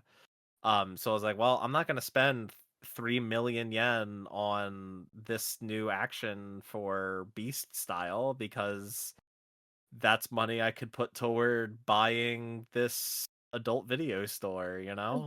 Like why would I do that? Um, so that was kind of my dilemma. And it's like but it creates an interesting choice, right? Do you focus on leveling up your combat styles, or do you focus on leveling up the things that will allow you to get more money to buy more things or level up your combat styles? and It's an to be fair, interesting choice. like you can get through the entire game without because I very rarely died or lost in terms of the combat. You could really get by in the game just leveling up like health and a few nodes, like a few nodes of health and a Yeah. few nodes that make your combos do a little more damage. And even then, like if you have the items, you can really just kind of power your way through it just drinking the healing items. Yeah. But this also now brings to mind I didn't even bring up the best part about going through the business mini games, which was after when you finish the storylines, you unlock their each character's fourth combat style. I was wondering how that got unlocked. Yeah. Yeah, Yeah, it's their legend style gets unlocked after you do that. So I mean, they're just called legend style. I think for Kiryu it's Dragon of Dojima, and for Majima it's Mad Dog or Shimano. Before they actually become either of those things, which is right. kind of funny. Oh, interesting. But yeah, it's and it's similar to the style that for Kiryu, his dragon style that was in Kiwami, and for Majima, like whenever he was in his Mad Dog fighting style in Kiwami, and when you fight against him, it's pretty much that, but it's playable. So he has like a permanent knife out and just does all sorts of wacky, slashes and dashes and stuff. It's fun. Yeah. Which was like a cool reward for doing a meaty piece of content like that. Hmm. I almost wish that it was a little more telegraphed to incentivize like you guys to go do it like in the midst of it because There's a it's a lot of that in this game. Like when you, for just an example that comes off the top of my head, buying properties Mhm. doesn't indicate like on the map where the properties are that you can buy at any certain time. You kind of have to just Yeah. walk up to buildings and hope that an X pops up. Yeah, see that the prompt is there. And then it's Yeah, so funny when the like certain like high value ones Kiryu's like, I'll make you an offer, and he you pulls can't out the refuse. He suitcase pulls it. in Yeah, cash. yeah, yeah, yeah. It's always so fun. Another thing about those business mini games, I was a little. It's like kind of weird how Kiryu's is a passive thing where you just assign a manager, assign security, and let it go until it's ready to collect. Versus Majima's, which Is a is like a mini game, true mini game that you have to sit Yeah. there for 3 minutes or which longer. which is probably one of the reasons why I did way more of the real estate than that one, Yeah. because it's fun the Yeah, first few times, but it does get a bit tiresome. Like I I didn't want to I spend a ton of time doing that. I thought it was always fun, but I mean, it's kind of like a more complicated tower defense game, maybe you could just call it. I don't know. guess you could maybe think of it that way. It's I like don't a know. I It's see just it. very, That's why I'm laughing. yeah. It's like a strategy game. Like, it's and a it's a there's ma- it's a management game. It's like yeah, like you have to you sit there, and when a thing pops up like a customer request or that someone wants the check, someone walks in and you got to assign them a hostess. and you Like got to keep an eye on if one is not matching up well with the other and switch out and their health. yeah, Yeah, you yeah. gotta wait for that party time bar to fill up so you can hope that when you smash that party button, the guy that's unhappy will suddenly be like, "Yeah, party time, let's go!" Like you gotta hope for that kind of stuff And look, as the Night Lord, the Lord of the it Night. it's fun. Like, don't get me wrong, it's fun, but at the same time, and it's also like there's that underground fighting ring with the girls. I went Oh through Oh my God. god, yeah, I that went was through the. Go I went ahead, go through ahead. one of the yeah, no, I went through one of those a full tournament round, but and it was fun. I just don't want to keep doing that. I wanted to get on with the story. I wanted to see what was going to happen with the characters. Like, Yeah, fun fact, that is probably the worst trophy in this entire game. You have to Uh, win 10 full tournaments of the that, Japanese cat fights. oh and that's fucking no. hard. Yeah, Yeah, it was bullshit. It took hours of my life. Oh Um God. and it's mostly random chance. It was not fun. That was the one thing about this game that I was like, this is not fun. I want to be done with this. yeah. There is a Yeah. lot of RNG there, and it is frustrating. Yeah. Maybe they thought a lot of people would just power through it because of the visuals Yeah, enticement. Yeah, yeah. but like There's a lot of also that's another thing is like some of the character models in this game are a little spotty. Especially I feel like they did a lot of the women character models really dirty. Cause like it's like you unlock the videos of of like I saw talked about earlier. A lot of Japanese adult video models like had cameos in this game, and like they have live action things.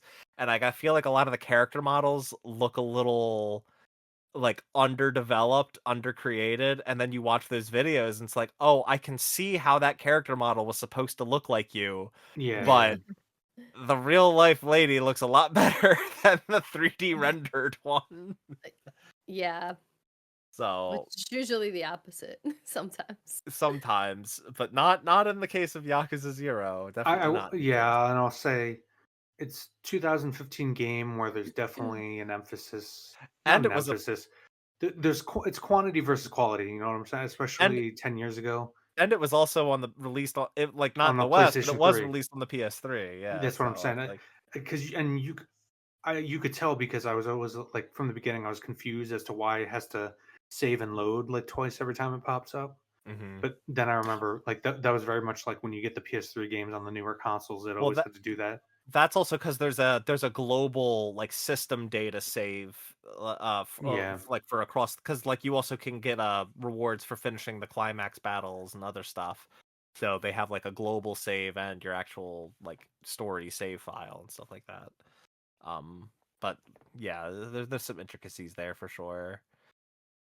um yeah, is there anything else you guys want to talk about? Any other standout sub stories? There's so many, and I feel like No, I I don't feel like we remember. talked about Yeah. my top ones off the top of my head. I mean, there are smaller ones like the bathroom where you leave the graffiti and oh yeah, that was good. go back and forth. There's the one where you meet like the Dojima's like nephew or something like that. He's a His kid son. Oh my or god, his son. Yeah, yeah. just His stuff that it's not as good as like the ones we were talking about with the really cool twists or the emotional storylines, oh but they're yeah. fun. There's also one. Okay, so for like the next like minute or so, this will be minor spoilers for Yakuza Kiwami 2 or Yakuza 2. But there was two sub-stories where you actually meet a young iteration of Yakuza 2's villain. Oh. And that was another thing that I was like, because they kept referring to him as like a legendary, like the origins of a legend or something was like the name of the sub story, something along those lines, or a legend begins. And I was like, who the hell is this guy? Am I supposed to know who he is? And it turns out, yeah, it's the Yakuza 2 villain. Well, I haven't As played Yakuza 2 yet, so right, like I spoilers. never. No, you know my Well, that's feelings on why I spoilers. said. That's why I said No, spoiler warning for you know Yakuza me. 2. You know me. I don't believe in spoiler or I mean, I also think spoiler it doesn't. warnings. I also don't think For it me, it matters doesn't matter. much. Like it's clearly there for the longtime fans, like Yeah, as yeah, just yeah. a cheeky little joke. I don't think it actually It's ruins all about anything. execution. Doesn't matter if you know going in. But it was really cool. Like it was really cool seeing that. Just like they played with this idea, like the fact that this game takes place so far in the past from all these other games, so they have like a slight origin story for the Yakuza 2 villain. It was funny. Right, right. Um. Oh, I liked the I liked the one like quest line with the journalist in the one bar, and how he was like trying to get the scoop on like underground like criminal activity and stuff, and you like, despite you being like an ex Yakuza, like he kind of befriends you. Oh yeah, I Um remember that. so yeah, that one was good.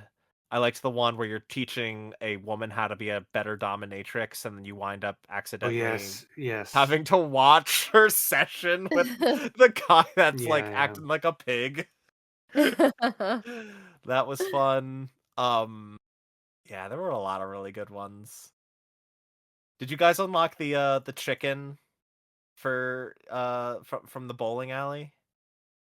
No. Think See, so. if you keep going to the bowling alley in Kamurocho, eventually you unlock like a special game thing, and if you win the special game thing, you unlock a chicken, and the chicken, Kiryu names it Nugget, and it becomes a manager for the real estate company. It's great. It's so good. Of course it does. Oh, I love that. Like No. that's the thing. Like the story's so serious that so many times, but then the side stories are just so Japanese, silly, and Yes, funny. Yeah. it's very much made for a Japanese audience, which is why it was so niche back in whatever it was, 04, 05 on the PS2. Yeah. Yeah, Like it's something that a lot of American audiences would have just kind of dismissed and found weird, but nowadays that niche has become mainstream. Yeah. Hence why it's you see so much more success, so much more localization, such an expansion of the IP. Yeah. like the way Oh, that Yakuza does its side story reminds me of how the side quests are in like the GTA game, where it's just like Well, very these games are silly. essentially like Japan's equivalent of GTA to an Yeah, extent. Yeah, in the same way that like GTA like it has serious stories of, and it's like about crime and organized crime, but at the same time it's a parody of American different aspects of American culture, right. especially when you start getting into like the specific decades. Hmm. That's kind of what I get a feel these games are for Japan, kind of their Yeah. equivalent. yeah. Yes. One more thing I want to talk about with like side stories. It was a really heartwarming realization to realize that the kids involved with the pocket circuit quest line are the adults that are involved in the quest line in Kiwami, and Uh, that's why they're referring to like a history with Kiryu, and they remember Kiryu, and he was like awesome when they were younger. It's like, yeah, that's because that happened in Zero. They were the kids. I was oh, like, that's so cool. oh my god. I'm really bad at that mini game. My Yeah, car would always just I like go I had over. to I had to use a guide for a lot of the races. A lot of them I was just Um, like, I kept making tweaks and it wasn't helping, and I didn't understand why. mm. Um so yeah. What was your guys' like favorite mini game? Hmm. Remember, I'm like melding mini games from one and this game Well, and a mini lot of games and them were the same too, so okay. See, I um don't know. I really didn't interact with the mini games unless I had to, and mhm. I may have played each of them once. I don't think I ever got super invested in any of them. Oh, okay. Maybe the cabaret one I played the most of, perhaps, but that was Yeah, I from mean the like cabaret, the Majima, the cabaret stuff is probably the one I interacted with the most, unless you count real estate as a mini game, I guess it like which kind of is counts, but it's not very nah. involved. I mean, Yeah. yeah, you're just picking and strategizing who does best for what. Yeah, You guys didn't go play a lot of darts or a lot of pool or go to the batting cages a lot. no, I did it like once or once. Spend twice when you were 15 really hours required. playing mahjong. No, I just d- me. All right. I did the claw because you're required to in like 3 quests slash mini or side quests, and I fucking Oh my hated it because the god. controls are so weird for it. Yeah, and that's another side quest line that was so good was the little girl outside the arcade in Sotenbori, and she started calling Majima daddy because he kept bringing her toys. Right. And then you find out that like her mom owes like some shady dudes a lot of money. Oh my god, this game is it's peak fiction, guys. It's It's really so good. full Yeah. of like so many good stories. It's really incredible.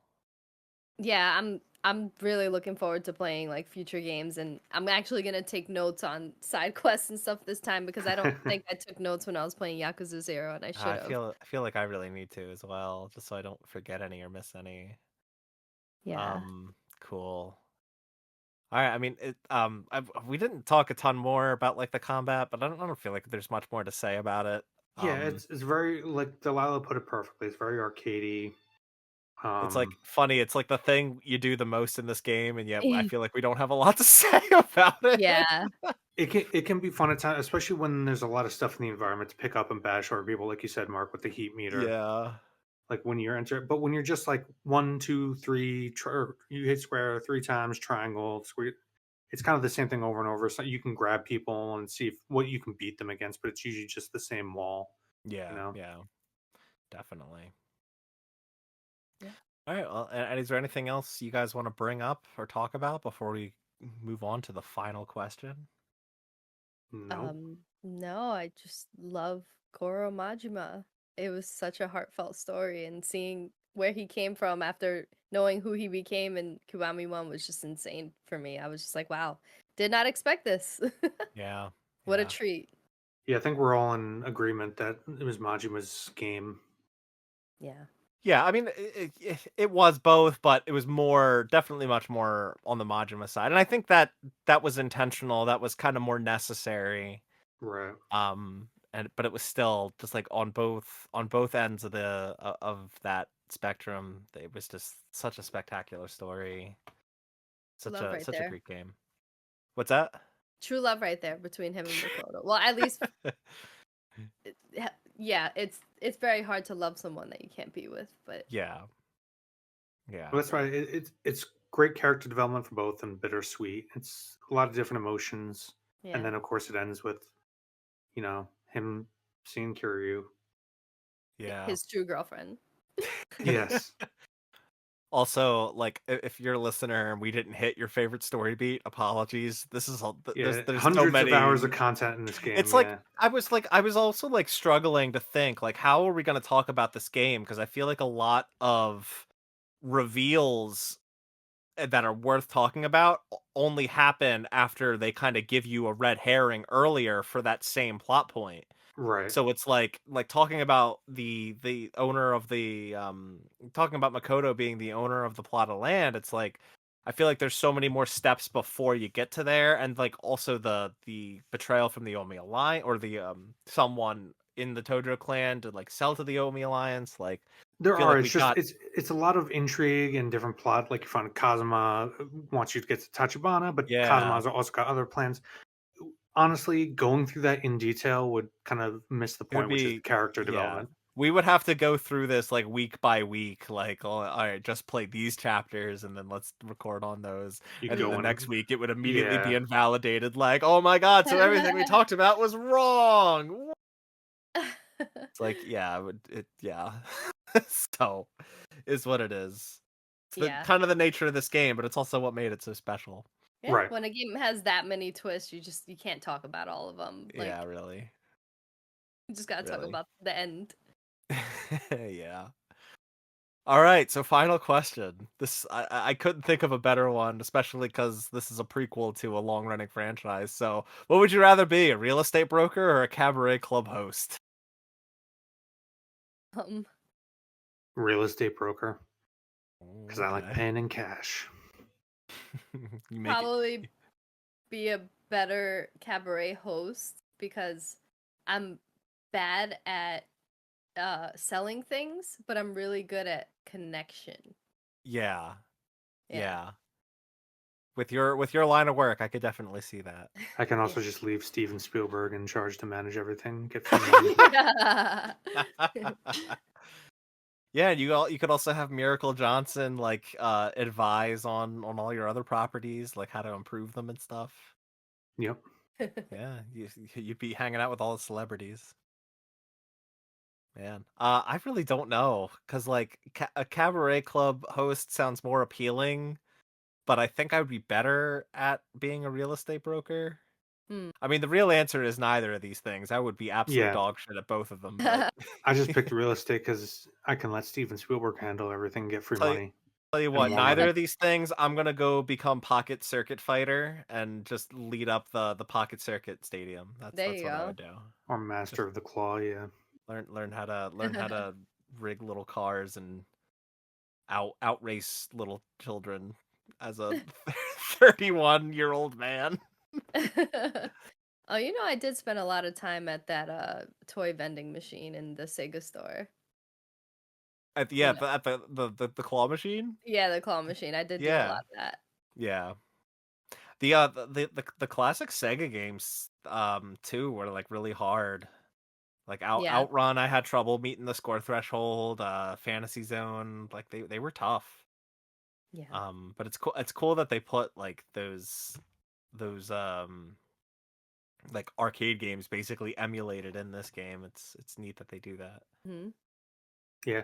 So I can forgive kind of some of the jankiness and lack of polish on some of this stuff. There's just so much in it. Yeah. Yeah. Again, I don't wanna because it has a negative connotation, but it is very much quantity taking precedent over quality. I don't want to say quantity over quality because there is quality and it is a fun game. I mean, And I'd say contrast the I keep like keeping in mind the difference in like release times for these. Like this is an older game versus the counter example I'm going to bring up is a much more recent game. But like compare this to another game that we all kind of agreed had way too much shit in it, and not all of it was worth being in the game. But like Final Fantasy VII Rebirth had Mm. like a ton of mini games, and we all kind of collectively agreed like in that episode and in that discussion like they should have trimmed a lot of the extra content out. Whereas in this game it's like, no, I don't think that I would cut anything from this oh game, no, yeah, no, because like yeah. while some of it's definitely lesser than other content in this game, the way that it's all presented and like it's very truly optional, and if you never want to go to the batting cages you don't really ever have to. That's But a what I lot was of a gonna lot of the say. content here you'll do for its own sake. Right, like all, and even the sub stories, it's like, yeah, you wind up doing them for completion's sake if you're that kind of person. I am, but like I will remember some of these sub stories far more than a lot of other side quests and a lot of other games, even recent ones. I'm not no longer beating the dead horse of Seven Rebirth or anything. I'm talking broadly, like side stories, side quests in like other modern video games. It's like, no, a lot of the ones in Yakuza 0 were far more memorable and enjoyable, even if they're really basic structure wise. It's just the stories that they tell manage to be really interesting and um hilarious at times. Yeah, if you're living in a city, it would make sense that you're going through your own main quests and interacting with people that are random in side quests, and that you could potentially go to the bowling alley instead of, continuing to talk to the people like that. It feels more like related. Like it makes sense that it would be so optional. Whereas in Seven Rebirth, just to use that example, it's like we would never have to drive like a cart around and like deliver turtles or whatever we had to do to wear bathing suits. You know, like it just doesn't Yeah. make sense.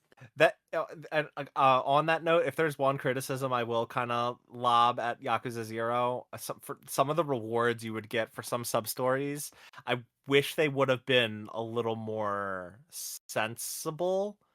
Like you would complete a sub story and they'd be like, "Oh, thank you so much for your help. Take this," and it's like this random talisman accessory that is totally at odds with the thing you just did. Like if the rewards you got were more like they were helpful but also more reminders of the quest itself and like Mm, kind of related to it, I feel like I would have really appreciated that Yeah. as like a an added touch to kind of like, oh, I'm equipping this thing, it does this, but I remember it because it's what that lady gave me. It's like I yeah. couldn't tell you what any of the rewards explicitly were for some sub stories because they aren't necessarily related. Yeah, so Right. what you're saying is like Kiryu needs his own like tent in the homeless encampment, and all the little like rewards he gets needs to be like displayed inside the tent See, so that you can remember. that actually would be sick. Hey, Because if that's you finish, that's another thing is if you finish the real estate quest line, you can waste 10 billion yen on a gold statue of yourself in the office. I can't. Of course you That's can. so It funny. doesn't do anything. It's just commissioning a 10 billion yen gold statue of Kiryu holding money like a fan. That is And bragging rights for sure, right there. what's her name? God, what the hell is her name? His assistant. Yakuza Kiryu's assistant lady. Kiryu's assistant lady. She like walks up to it and is like, "Ew, where did that come from? It's so tacky." And you just spent like 10 billion yen on it. Um, it's Marina, that's her name. Yeah, Yeah, Marina will walk up and be like, "Ew, what the hell is that statue? It looks so bad." It's like I just damn. spent 10 billion yen on this. I love that. Yeah. That's perfect. All right. Anything else you guys want to talk about? Bring up? I could just keep Wait, bringing up sub did stories that I you loved, spend 10 but billion yen on the statue, Mark? so is there anything else you guys want to talk about? I'm like, it just hit me. I'm like, wait, he knew that way too well. He didn't look that up. He did that. I I I found out about it and I was like, well, I have to do this. I have to see what happens. So I did. Wow. But like we didn't even talk about Mr. Shakedown. Like there's an exploit where you can go and get like the thing Yeah. for completion points to make Mr. Shakedown give you more money. And like there's a whole exploit where you let him beat you, take your money, and then you go and beat him and you get more money Hmm. back than what Yeah. he took from you. I do remember And that. you just keep doing that and you will get a shit ton of money. So that's what I did to afford my 10 billion yen gold statue. And then also like I sent like a bunch of money to Majima so that he could upgrade all his things because Kiryu, it's easier to make money than it is for Majima. Hmm. So yeah, Mr. Shakedown was my money making scheme. Wow. Um and yeah, I bought the $10 billion gold or 10 billion yen gold statue. Wow, there wasn't even a trophy for it, huh? It was worth it for the scene, man. It was worth it for the scene. That's all I'll say. Wow. Um anything else you guys want to talk about? No? No, I think we Ready to covered wrap pretty much up? everything. Again, like I said, you can spend 30 hours and just have a nice story, or 200 hours and really dig into it. It's a Yeah. very versatile game.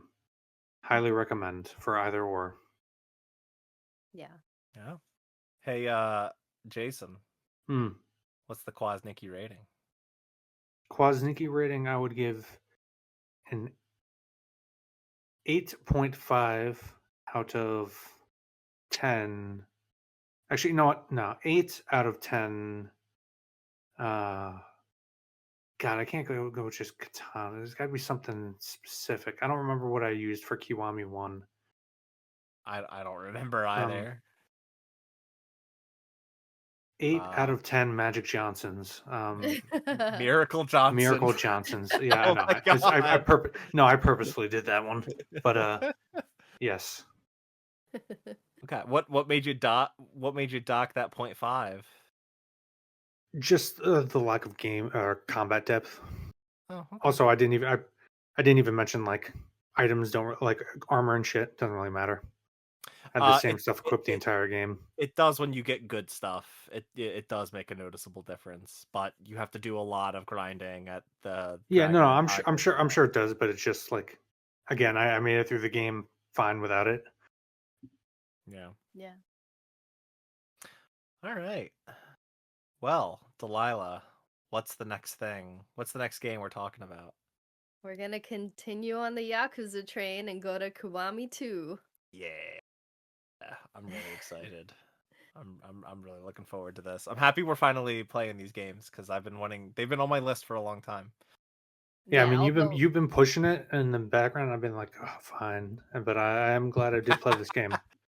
It's like the reason I've been so hesitant to jump into the series following Kiwami is because like I knew each one of these games was gonna be an investment. I knew I was gonna want to do everything, and I knew there was a lot of things to do. So it's like, do I want to commit to a franchise where every game is gonna take me like 100 hours? And after Zero, I Hey, can confidently say, hell yeah, I a do. game that takes you hundreds of hours, but takes me, 20 to 30 hours. I'm fine with that.